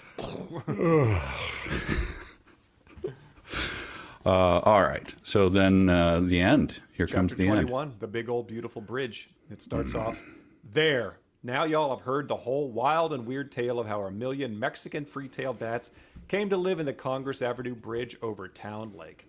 And we certainly have. We've heard something, that's for sure. And then it says, can you believe how things turned out? For a while there, people were seriously talking about burning the bats from under that bridge with blowtorches. Now they get treated like royalty. Yes, if you know anything about anything, then yes, this is totally believable. This is not only a foregone conclusion, it's well known and very popular. So Right. yes. One, it's a real thing. Two, we know how children's books work. So. Yes. So yes, I can believe it. This is a pretty great one that a listener had to call my attention to. It says, speaking of making folks happy, the coach of the UT football team was right. When the bats all started to show up at the stadium for the Longhorns home games, they would eat up all the moths and mosquitoes that would usually prevent folks from enjoying the Friday night lights. So that's another great Easter egg for the kids, a reference to the classic 80s, early aughts TV program Friday Night Lights. Mm-hmm. But a listener named Jay wrote in and said, I know that Cline is so sports ball that the only person in the whole book who doesn't get a name is the football coach. But yes, Friday Night Lights are big in Texas because high school football is very big in Texas, and that's what played on Fridays. The Longhorns, as a college team, play on Saturdays. And he said, Baby Cline was wearing his Detroit Lions cap from Magnum P.I. when he tuned in to see Billy Bob Thornton in Friday Night Lights, which is the movie version, I guess. Wow. So that's a pretty awesome unforced error there. It really is. I wonder if the sketch of the Bevo, the eighth. Bevo, the eighth, the Longhorn Bull. There's a drawing of him with the bats on his long horns. Mm-hmm. Wondering if that's an image that we could anywhere? just find on the internet. I don't know. Possible. I looked up Bevo because this was Bevo the 8th in the 80s. We're currently on Bevo the 15th after Bevo the 14th died of bovine leukemia. Other Bevos in the lineage have one attacked a rival team's cheerleaders, one attacked the rival team's marching bands, and one attacked the real life bulldog mascot of the University of Georgia. Wow. So maybe a follow-up book about those guys, the friendly Longhorns that attack anything that moves on the football field. And one of them gave bovine leukemia to an entire crowd of onlookers. So, Yes, yeah. Wow. Brother. He starts padding the word count. I thought this was funny. He talks about how you can go see the bats emerge from the bridge. And you could even have dinner floating on a boat while you see it, if you have the inclination. Okay. Okay. Thank you. Yes, thank you for the tip. That's... all right, here's a test for you. Without looking, can you name all the bats in the Clothesline crew? Oh, my God. So let's see how you can get. Bravos, Lavaca, Koenig, Lamar, Pierre, Tippy Tippy Day Day, Zeppo, Gummo, Tiki Tembo, Curly. I think that's as many. I just only remember Koenig and Lamar, and then Lavaca and Brazos because they were the two that didn't get arrested. In the end, Pearl and Sabine, Rainy and Red, Koenig and Lamar, Cesar and Jacinto, I don't know, Trinity and Colorado, and Lavaca and Brazos. Yeah, I just all found the perfect home for themselves. Yeah. I wrote down, more than anyone, I will miss Rainy and Red. And I at some point I had to look up what the average lifespan is of one of these Mexican free-tailed bats, and I couldn't pin it down, but it seemed like 18 years maybe. So long dead by the time this story is being told to us. I also like this part. It has to be the only time in the history that a million critters ever relocated to the center of a major American city, unintentionally terrorized its citizens, and were subsequently declared an invasive species and a threat to public health, only to end up as the city's beloved mascots and one of its most popular tourist attractions. I mean, where else in the world could something like this have happened? And I just, off the top of my head, I was like, I bet you can go into Hamblin in Germany and buy some like rat souvenirs. Like they probably played that up a bit. Right. A little less, a little darker of a tale. A lot more kids died in that story, but. Voodoo down in New Orleans. Yeah, it's. Yeah, you can go into a gift shop and buy a nutria foot. And this is the point, by the way, that Jay gets the book taken away from him again. Oh, no, that kid's been through so much. The poor kid. He's going to have to repeat third grade. It's 2 months now, Jay, until you can find out who's narrating this story. What? I can see there's 3 pages left. Please just let me finish. Don't worry. Opal lived happily ever after, too. How would I know? Because, dear reader, as you may have guessed by now, I'm her and she's me. I mean, did you guess? Do you care? I didn't care. There was something at the very beginning talking about this, but I mean, it seems pretty. Who else would it be? Probably not Lamar. Yeah, I don't know. Rainy. I mean, one of the bats learned to type and wrote this up would be maybe a better ending. I don't know. I like that she says, I was just telling you all this story in the third person to keep you in suspense. Were we? I don't know. About how things worked out for that weird little barrel-shaped girl I used to be. And I had sort of forgotten about the whole barrel-shaped thing. I'm glad they brought that up because much like the tuxedo, that was brought up and then never mentioned again. Yes. She went to O. Henry Middle School along with Elena. The clothesline crew would show up with them. God. Uncle Roscoe. Oh, God. I forgot about this part. Before that, just say that she discovered that most of the other kids in her class also had a mile-wide weird streak in them. We were all a bunch of weird kids with weird teachers at a weird school in the weirdest town in Texas, where no one ends up being labeled a misfit because everyone is just some sort of misfit, so all the misfits fit right in. Appalling stuff. Little Lake Wobegon effect, too. I just, at this point, then I just wrote in my notes, like, no, please don't. Uncle Roscoe became really good friends with one of his classmates. What, Jeffrey Epstein. You're getting ahead of me. The financier, Jeffrey Epstein? The guy with the island? A guy named Michael Dell. And helped him start a business called Whole Foods. No. The guy who invented the pet rock. But he doesn't leave it there. He actually goes Cline and goes, after graduation, Uncle Roscoe went to work with him at his new company, which eventually became Dell Computer Company. Gateway. That would have been quite a twist. Kids? Mm-hmm.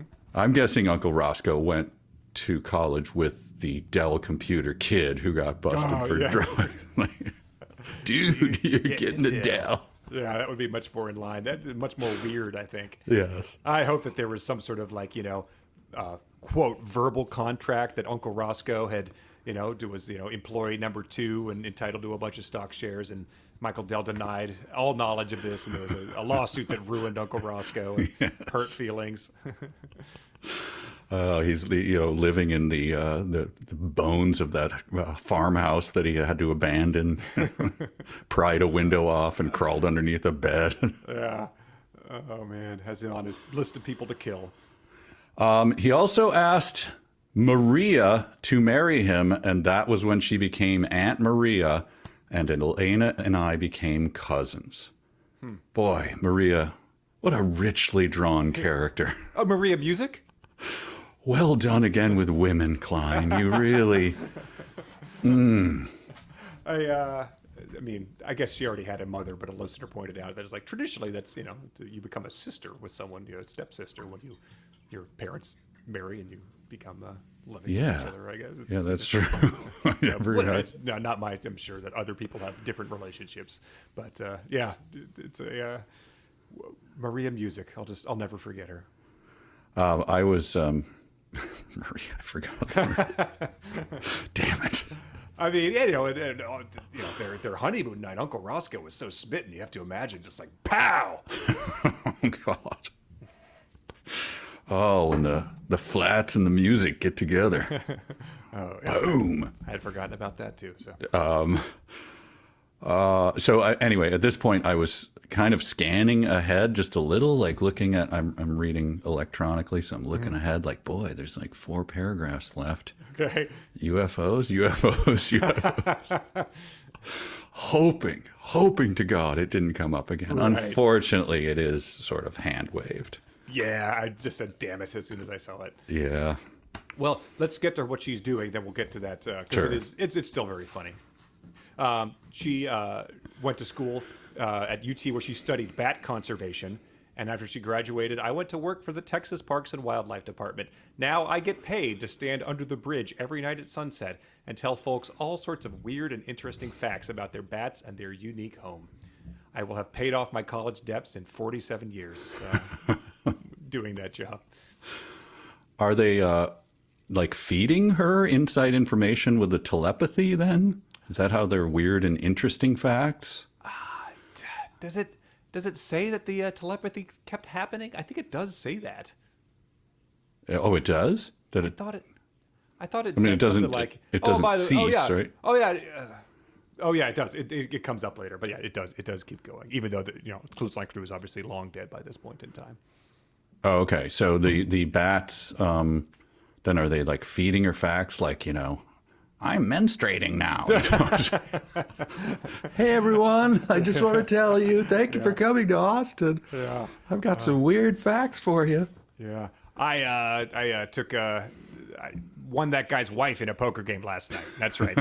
we play for some sick stuff in bat poker games. Tell him that. Go ahead. Tell him. Come on. Tell the crowd. Yeah.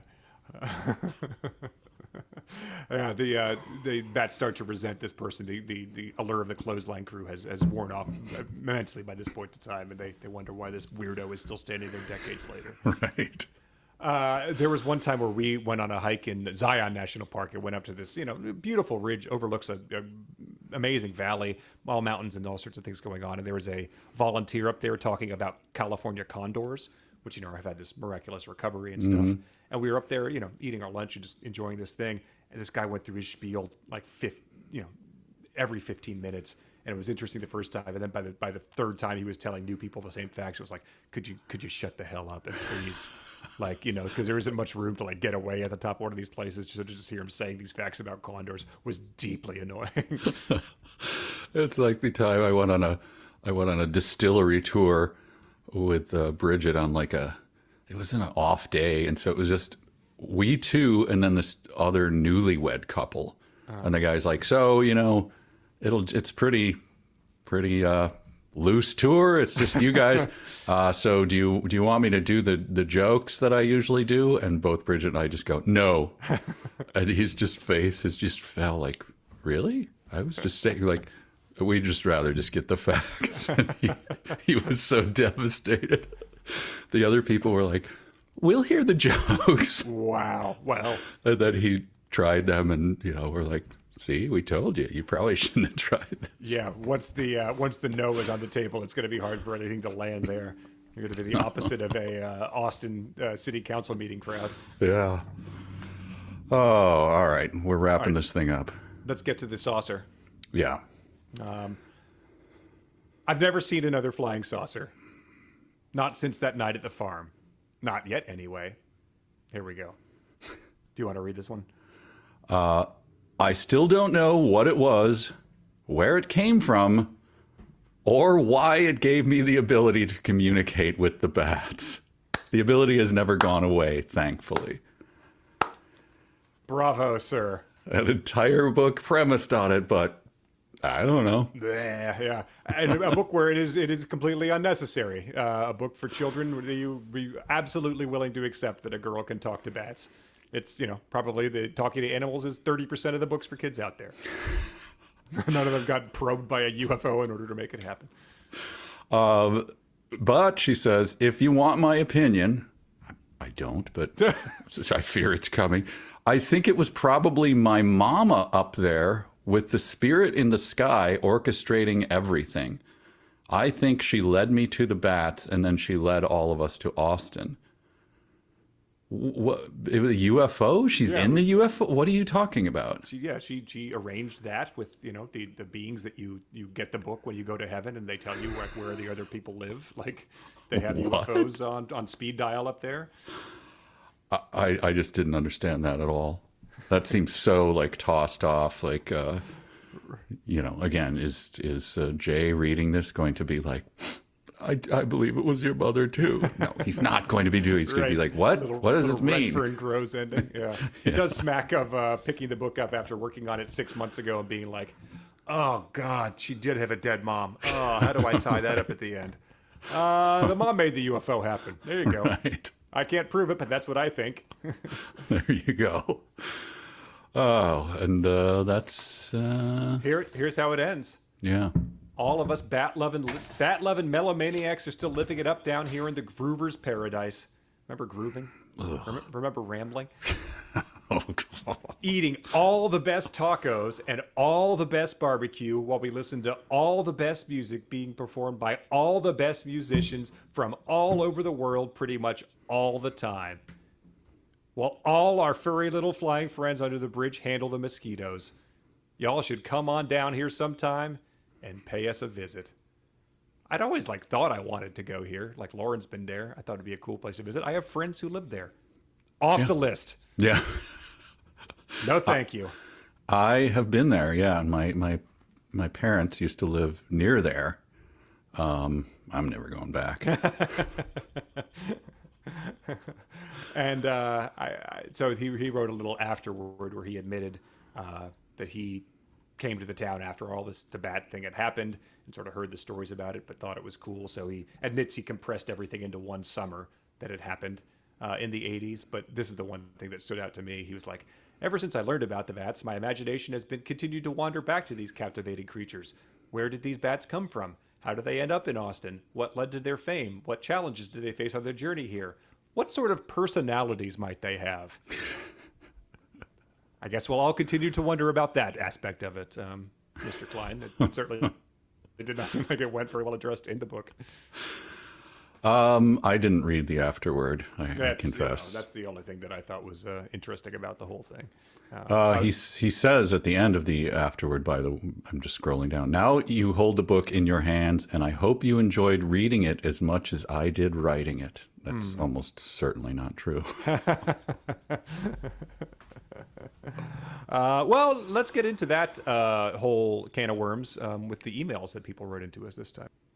All right. Here are emails from our beloved Patreon jackals who support the podcast over at patreon.com/372 pages, where you can go see us talk to Paul Scheer, which we did last week. A great improv sketch and comedian who just wrote his own good book that we talked to him about. Incredibly nice guy. Very nice guy. You know, one of those, you know, everyone always says big fame when they meet someone, but like Paul Scheer knew riff tracks, deep cuts that like even I had sort of forgotten about. So it was a great thing to hear, actually. Yeah, it was a very enjoyable, easy, pleasant time with a good and talented guy. Yeah. So yeah, go check that out. We've got our whole other sub podcasts over there about Encyclopedia Brown, contests, all sorts of fun stuff. But first, I asked our friend Len Peralta to weigh in on the illustration controversy. Yes, because Len is a illustrator. He does lots of work for Riff Tracks. I think he also teaches at a local college as well. Teaches art. So I was like, here's what happened. This person apparently, traced these images at best, or just ripped them off. He says, my take on this is that, yes, it is weird. But what it shows me is that the artist they hired is not a very good one. They're relying on stock photos or other photos to create their concepts. They don't have their own style, so they have to work from something that already exists. The drawings that are supposed to look like they are from a 13-year-old are passable, but the other more detailed photos are another matter. In my opinion, that is plagiarism. In most cases, unless the artist who drew them also took the photo, someone else owns that license. So in my opinion, it is unethical to draw such detailed images from someone else's photo. And I asked him, like, if one of your students, you saw that they had done this, like, what would you do as a teacher? And he said, if one of my students were to do that, I would call them out. And if they're too young to understand the ramifications of doing that with their art, then they need to be lectured that it is wrong. I hope that answered your questions. That is an interesting scandal. Yeah, I mean, I always thought that was weird. Like, you go in to get headshots when you're, an actor or whatever, and then the photographer owns the copyright to your photos. Huh. You don't own it. You can buy it away from them, but they own it because they're the ones who took the picture. Interesting. So these pictures all have. I don't even think you need to file for copy. They just come with it, I believe. Which is why all the Wikipedia things have the cell phone, iPhone 1 camera photo of Comic-Con. Exactly. They're all at Comic-Con. All right. So that's a professional artist and art teacher weighing in. And now we have a professional statistics keeper. Lucas has tabulated your favorite part of every season when we get the updated real or fanfic statistics. Yeah. Lucas says, once upon a time, there was a big old beautiful podcast, and in this big old beautiful podcast, there was a big old beautiful round of real or fanfic. The most notable thing about this section is that the first round only had 3 entries, which is rare in this game. Mike's performance varied throughout the book. He did poorly in episodes 1 and 3. He did about average in episode 4, and he did well in episode 2. This all adds up to a score of 10 out of 18 and a hit rate of 55.56%. Mike's overall average is now 58.85%. Meaning his performance in Bat City is slightly lower than average, but a big improvement from the last book. For reference, Mike's percentage in Ready Player 2 was 54.17%, so his performance with Ernest Cline's novel is very consistent. Thanks for playing. I hope things stay interesting for the next book. Wow. I mean, in the world of science, I mean, a coin toss can sometimes be 54%, right? Mm-hmm. So I'm just coin toss. Like Well, I better always than say. it. Better than it. 58.85. I mean, you'd take that. There's not a margin. Yeah, I Hey, don't know. you'd be making good money in Vegas if you were hitting that rate. That is true. I guess so. And then another listener, Jonah, wrote in and requested all the statistics here because he's said he had some downtime or something and he's a statistics guy. He is running, oh boy, he describes this as a simple chi-square test, or a chi maybe. I will post a picture of this simple test because for anyone to make heads or tails of. He says, for anyone who doesn't know stats, this is basically a way of testing whether the observed frequency of something matches our expected, or in this case, whether Connor's rate of incorrect is about what we would expect if he was doing the same number of real or fanfic attempts as Mike. So he wants to compare our two things because he says this is largely because Mike often says that sample size is the reason that Connor performs better. And he says when we run those stats, we find there is not a meaningful difference between overall rates of correct or incorrect. The p-value for that test comes out to roughly 0.23 or well above a threshold for significance. Summary, it seems that as far as I can tell, Mike's claim of sample size inflating Connor's score is not without merit. We'd need more samples from Connor to verify this. But Connor does not perform better than Mike when looking at his overall hit rate. So I think he's saying that it backs up your claim, which is bad news for me. Well, I like when the phrase "not without merit" is attached to anything that I do. I'm always very proud of that. And second, he built a linear mixed model. This allows me to factor in a variety of aspects. For example, the cozy mysteries tend to be shorter, and that leads to Mike challenging Connor to fanfic from them less frequently. And he says, summary, there is not a statistically significant difference, but Mike does seem to do worse on self-published books than Connor does. Overall, it seems that Mike's repeated claim of sample size leading to Connor's higher score is currently supported by the available data, but there is some evidence indicating that Connor may outperform Mike on self-published books. So I will throw something else in the mix. Because you more regularly choose the samples that you give to me, you've got an edge on that. Whereas I just kind of go like, I don't know how to do this. Let me just pick this ridiculous piece of trash and try to sell it to him. Sure, that's true. That it could be. So that's part of it too. But thank you. Not without merit. Well, and maybe there need to be more severe stakes. You know, $1 million challenge like naming your state's treasurer. Maybe if you really had to focus or train for it like Rocky, that could be it. Oh, what am I going to do with that million? Oh, it's going to be fun. Tune out that she toured the Mystery Science Theater set or something, or there's going to be paparazzi pictures of you like on a boat on Lake Minnetonka with Johnson. I swear, yeah. I'll go take a photo of the back of my car. It's like Johnson stickers all over it. No, I've totally guessed on that. This is a long distance dedication. Yes, we've been asked to give. This is someone who had written in before, Daniel, who found a coworker at his job that also liked the podcast, and they have bonded over the podcast. But his coworker Rachel is now moving on to a new job. And I think one of the last acts they had was to do their own $1 million challenge, and Daniel lost the bet. So one of the prizes he had was trying to see if we could get a shout out to Rachel and wishing her good luck at her new job. And he said that Rachel, you are a special mongoose in a world full of snakes. So I thought that was a nice dedication, even better than the one about the dog named Smuckers that Casey Kasem tried to. I thought it was ponderous, man. But yes, best of luck to Rachel in her new job at a library where, who knows, you can maybe you can create one of those books that were featured on 372 pages displays that we've seen someone do before. And Rachel, please put my bat zines in the front of the library window. Thanks. And I'll come and get my free ice cream later. Thank you. Alejandro wrote in to say that he's updated his art piece to include characters from Cline's Bridge to Bat City. So we will post that along with it. He's also said, despite the word ramble being used 56 times in the book, You know what song was not mentioned? Ramblin' Man by the Allman Brothers Band. Granted, they are from Florida and not Texas, like the famous Austin group from New York, the Talking Heads. Yes. Eric wrote in, this is the second time it's come up. I'm going nuts over here about the classic 80s movie Slacker, which was released in 1990. I know it's asking a lot of the nebulous time period of the book, the period the book is set in, but Slacker wasn't filmed until 1989, and I can't believe Cline would allow the NES not to be mentioned, or the biggest summer movie of 1989, which was Michael Keaton's Batman. Oh. I am stunned that there was not any bat signal or Batman jokes or, you know, even deep cuts in there. That's, I mean, imagine the willpower. Maybe there's some sort of copyright or lawyers involved in that. Oh, that's probably it. Yeah. Then we got to pay or something. Yeah. Here's another. This is sort of like the opposite of Daniel and Rachel's workplace friendship. McLean wrote in, recently my fiance and I moved to a new city. I had the arduous task of driving the U-Haul to our new home. After making it my worst nightmare when I had to drive one of the big U-Hauls.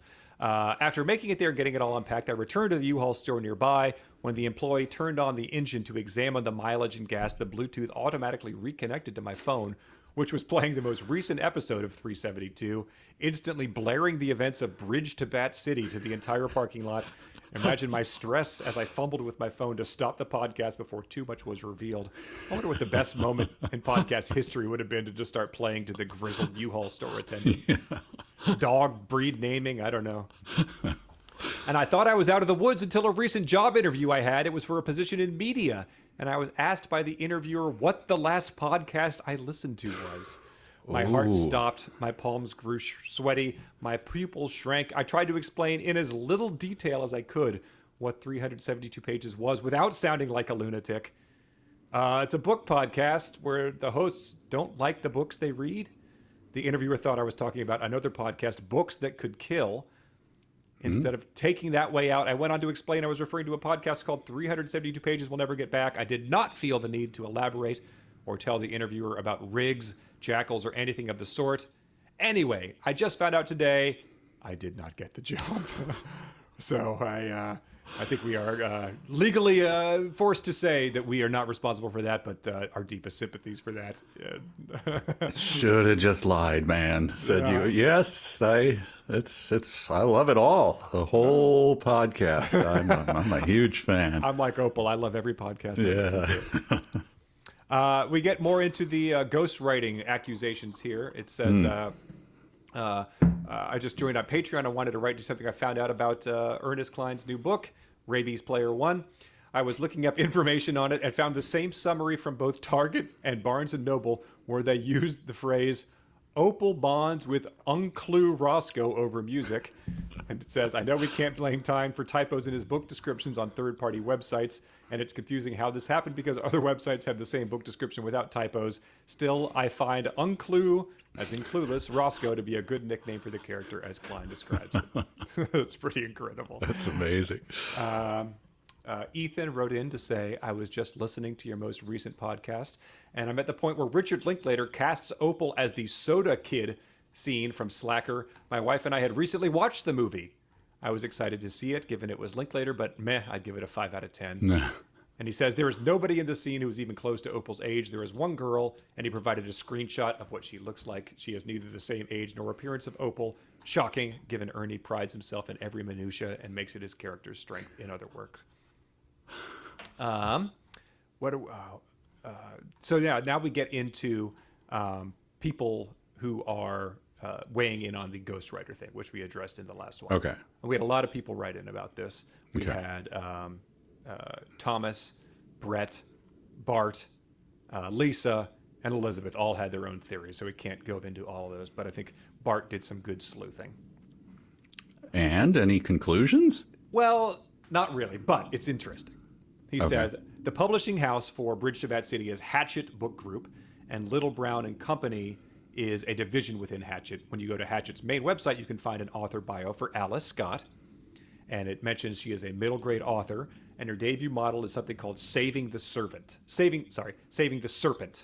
That led me to try to search for that book, but unfortunately there is no book that has been published, but Goodreads has a synopsis of it. The synopsis, so this is very interesting.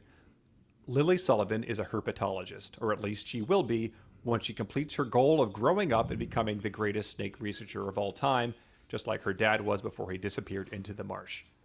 The volunteers at Sullivan Snakes, Lily's family sanctuary, are buzzing with excitement when news breaks of a newly discovered snake species right in their backyard. What's more, scientists have found the snake, the marsh serpent, produces a unique oil that might just grant immortality to humans.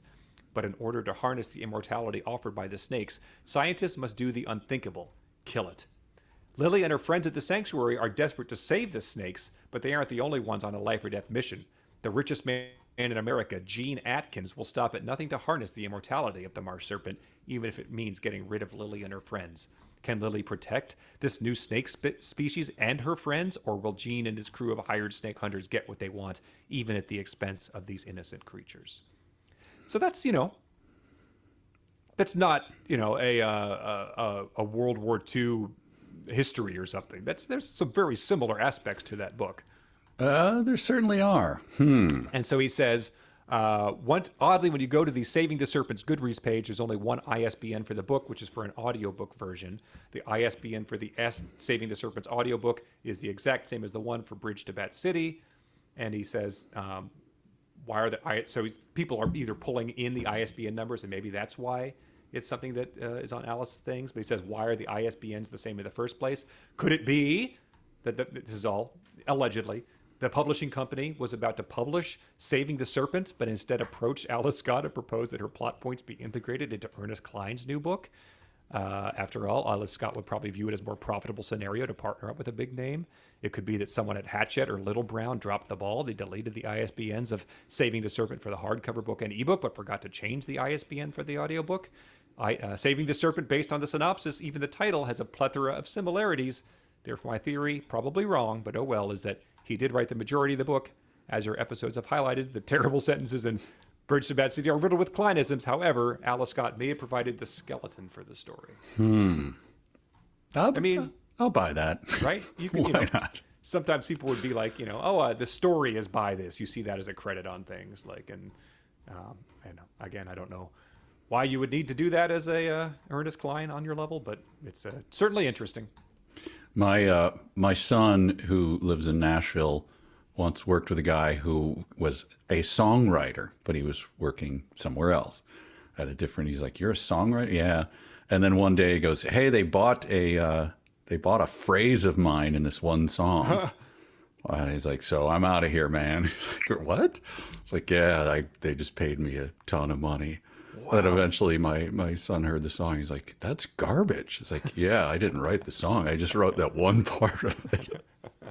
And then I think he's gone on to have other hits or something. But it's like he just he's like, "Sure, I'll sell you that one phrase. Wow. Give me this much money." That's amazing. Because I could always write another one. Living the dream. Yeah. Elizabeth also pointed out that if you go to a book called, a site called Chegg, it does have a Bridge to Bat City, and it lists as authors John Doe, Alice Scott, and Ernest Cline. Wow. Which is bizarre. This is an email from, what was his name?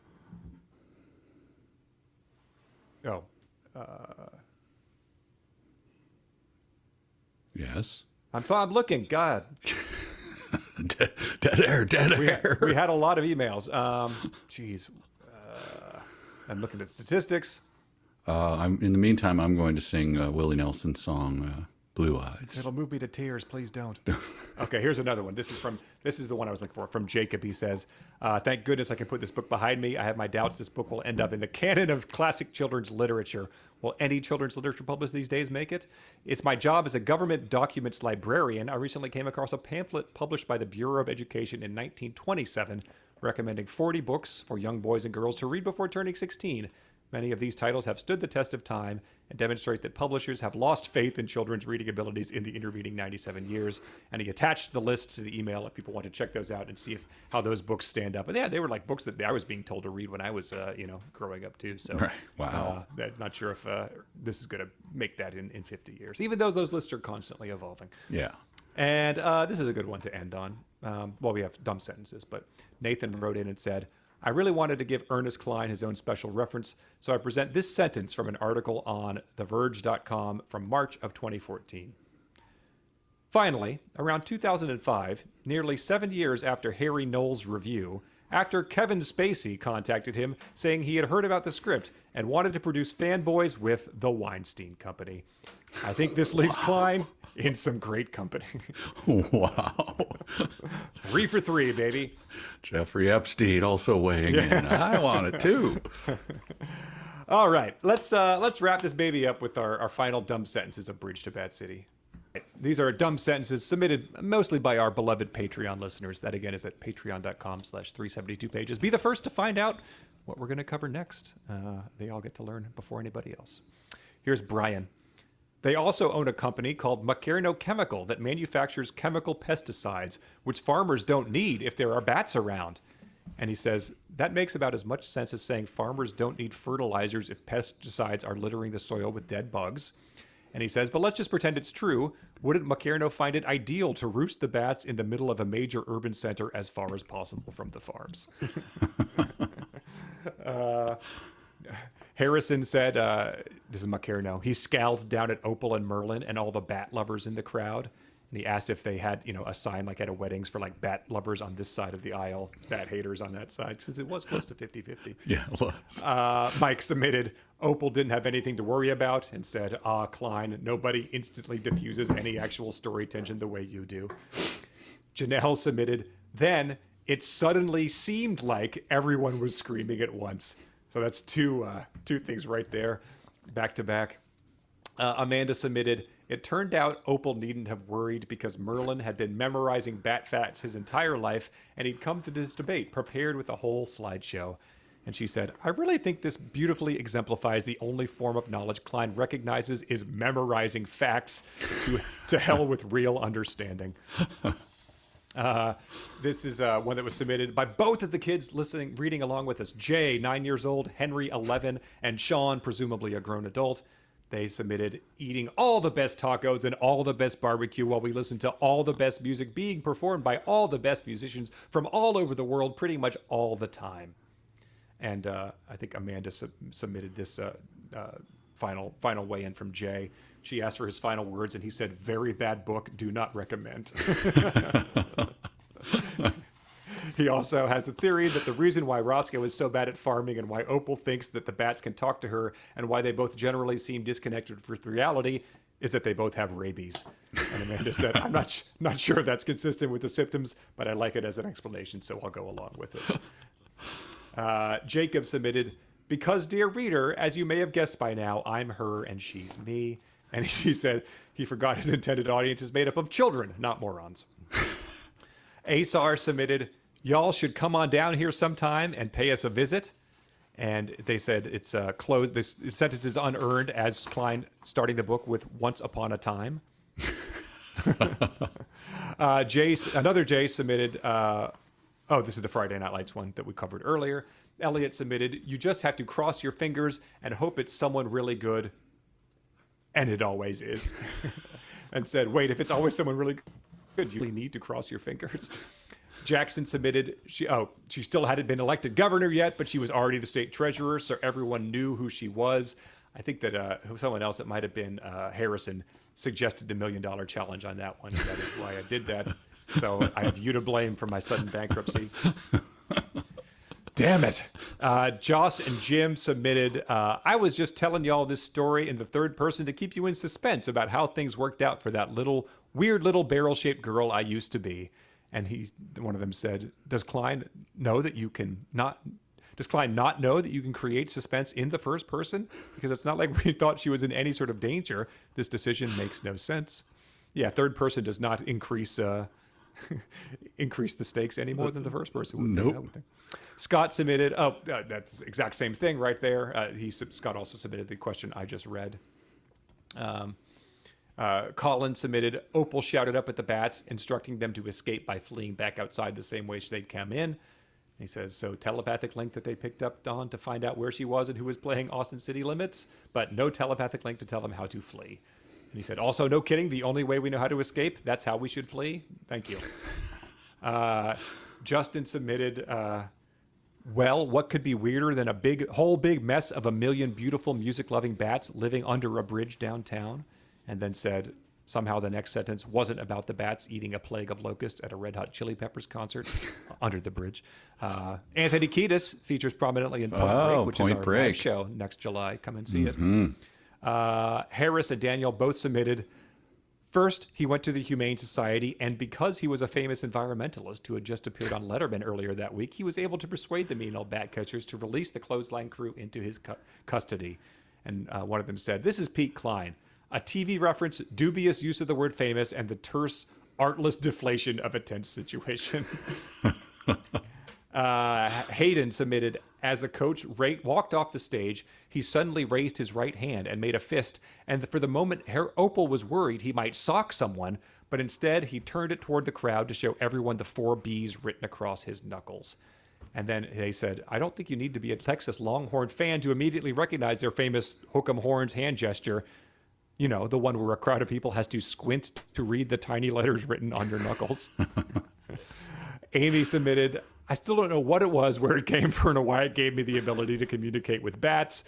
That's a classic. That's up there with the pure Hall Cline. of Fame. And the Alejandro submitted this from the afterword. I set this mostly true tall tale in the idealized old Austin of the 80s. I always heard people reminiscing about, and to make my tale extra tall, I condensed a decade's worth of history into one weird and wild summer that I filled with all sorts of fudged facts and outlandish anachronisms. And he said, trying to lampshade your stupid book doesn't make it any less stupid. And he said, also bridge to Bat City, more like cringe to crap shitty. So he got him. Nathan submitted, if you want my opinion, I think it was probably my mama up there with the spirit in the sky orchestrated everything. And he says, it makes it too easy to hate someone's dead mother. Oh, I had one more. We talked about it, but I just wanted to reinforce a little over halfway through their performance, Lavaca and Brazos and the rest of the clothesline crew happened to fly over the UT campus during their nightly bug hunt. And when they did, they got close enough to Opal for their telepathic link with her to kick in. Sometimes things can just happen. You don't need to point out that they happen. You know, like you're just doing things this haphazardly. Like you don't need to pretend things are coincidences. I just want to reinforce that I won't read the whole sentence. It's very long. The Macarno pointing out that he ends his tirade by pointing out that according to a poll, like it's pretty much equal to the poll. So I'm going to end my tirade there, huh? An equal amount of people want the bats to leave as they want them to stay, huh? Sir, just get off stage. Yeah, you can just make stuff up here. No, this is a tirade. We know it's probably not factually correct. I just liked that. All right. Oh, yeah, get us your drawings of Macarno, too. We know we have some artists out there. Yes, no please. AI. We want the real stuff. Yeah. Well, we did it. Cline, yeah. Is in the Cline books, I mean, would you put it above any of them? I mean, it's shorter. So I guess I'll put it at the top of the Cline books. Oh man! But even for a kid's book that we weren't expecting, kid's book, even something we weren't expecting, like the sheer amount of just meeting random Austinites. Yeah, I hated it as much as you do. Again, though, I knew it would be over soon. That's the only thing I could say that got me through. I guess that makes sense. Yeah, just dumb as hell, and his style translates to young adult middle grade. Yeah. Just as much as it does to adults. Again, adults. Yeah. He did not have to do a lot of effort here. Maybe a little less repetition and a little less, infantilizing. But who is he surrounded by though? Like seriously, like he's married, right? Maybe he has children. I don't know. His wife reviewed the book. Remember? Yeah, but aren't his friends going like by this time? Like, man. You did the Spielberg thing. Maybe just make this a little better. But nobody's telling them. They're all still going like, yes, sir, this is good. I really like this. Right. Yeah. But that's the thing is like, I don't begrudge anyone who, made their FU money and then like gets to do the project they really like. Like that's why you take the Hollywood money is so you can make the weird thing. But if this is the weird thing, like you just have to question like, hey, that was your statement to the world that the gatekeepers were previously preventing you from releasing. It's a shame, I guess. Didn't the guys who, I don't know, you can love them or hate them, whatever. They Might Be Giants. Been together for years and years, and I think they do kids music that I'm sure, yeah, like wins awards and things. I don't listen to it myself because my kids are not that age, but I assume it's not just utterly awful and everyone's going like, oh God, what have they done? Right. I assume it's their stuff for kids, you know. Exactly, like, yeah. So, but this is just like, oh God, it's so bad. Right, but it is. I mean, it's his stuff for kids. Yeah. So, but just you weren't starting from a very good place to begin with. So. No. Well, we're done, everyone. We made it. Where do you put it in the whole pantheon? Oh my gosh, let's see. Well, in other words, what's below it? Let's admit it's going to be in the bottom third for sure, right? I was going to say bottom third, but like, I certainly think it. You know, from an art standpoint, I'd say that Caleb's Dream is worse than it. Because it's barely Yes. The teen archaeologists. I mean, I enjoyed discussing both of those more. The Starlight Barking is better than it. Okay. Edison's Conquest of Mars is better than it. Yeah. Artemis? Ooh. That was, again, like, if that guy wrote a one. children's book, I guess he'd have to be a little less horny, but like, I don't know. A little less. Hopefully he would. All right. He'd have to be substantially less horny if he was writing. I think just probably 0% is fine. Yeah, take it down to Dr. Seuss levels. I don't know. That book was so bad, but this was also pretty bad. Shorter. Yeah. It was shorter. The shortness is the only thing I'm going with on this one. Yeah. Murder in Christmas River was better than this. Oh, much more enjoyable. Super Constitution was probably worse than this. That was really... Gump and Company, being nearly identical, was better than this because it wasn't, I don't know. At least it had more interesting things that happened to him. He blew up a pig factory and feces on the crowd. That was funny. They're pretty close, but that was a little better. Antigua? I mean, much more fun to read, right? But, it was a little more creative. It just it had I was watching an episode of a TV show called Top Boy where a character a gangster beat a guy to death with a frying pan. It reminded me of when the cat chased the mouse in Antigua. I told Lauren that as we were watching it. She had no idea what I was talking about. Irene Isley. Oh, I mean, I don't know. Slightly better. Slightly better. Model Land, so long, but it was long. It was more interesting, like for a vanity project. I guess. For a potentially ghost-written celebrity vanity project. That one I struggled with so hard because I didn't know the references. Like, I'm not a Harry Potter and anything, Right, so it sure. was just all like, what is this? So, Quilters Push Back, I'll put that above. that's far this one. above this. Yeah. Ready Player 2, I don't know. Those are, I don't know. It's shorter. This is shorter. It's better, yeah. This was better than that. It was shorter. Midnight Sun. Oh, boy. Boy, was that repetitive. I forget how much I started to hate that. Yeah, that was bad. My Immortal, better than this because it was just entertaining. Clearly, Yeah. it's worse written. Yeah. Digital Fortress, better than this, I'd say. Yes. Moon People, it's not better written than this, but I would prefer Moon People. Shadow Moon, worse than this. Yes. Lair of the White Worm. That's better. Better. It's I mean, yes. Yeah, it was also pretty short. Trucking Through Time, of course, better. Yeah, way better. The Mister. Talk about someone who'd have to make their books slightly less horny if they were ready. Jeez. I mean, I think The Mister was a little better written, slightly better. Yeah, It's on par. Yeah. Bob Honey, Who Just Do Stuff, is That's worse. the worst book of all time. Forensic Certified Public Accountant of the Cremated 64 Squares Financial Statements. I mean, worse written slightly? Slightly worse? Slightly, yeah. I mean, if we had gotten that one now, we'd be like, we can't read this. It's by, ChatGPT version 1. Yes. Yeah. Tech War, better. Eye of Argon, better. Better. Armada and Ready Player One. I mean, I'll say Ready Player One better than this. Armada not. You know, they're not good, but like at least Ready Player One had sort of like there was a chance that you were like maybe he'll make this interesting. It was a page turner. This was not a page turner. This was terrible. Yeah. But I think we just said it was better than a lot of the books on this list, which is stunning. You know, it's like a logarithmic scale. You know, you could be in the top third, and it's still one of the worst things that's ever been. Yeah, done, that's true. That's kind of the premise of our thing, our little podcast. Oh man! All right, well there you have it. Yep. That's us. That's Bridge to Bat City by Ernest Cline, and if he writes another one, I guess we'll be on top of that as well. So yeah, or if Alice writes one too, we'll have to be Saving the Serpent if that ever comes out. All right. Thanks, everyone. So long.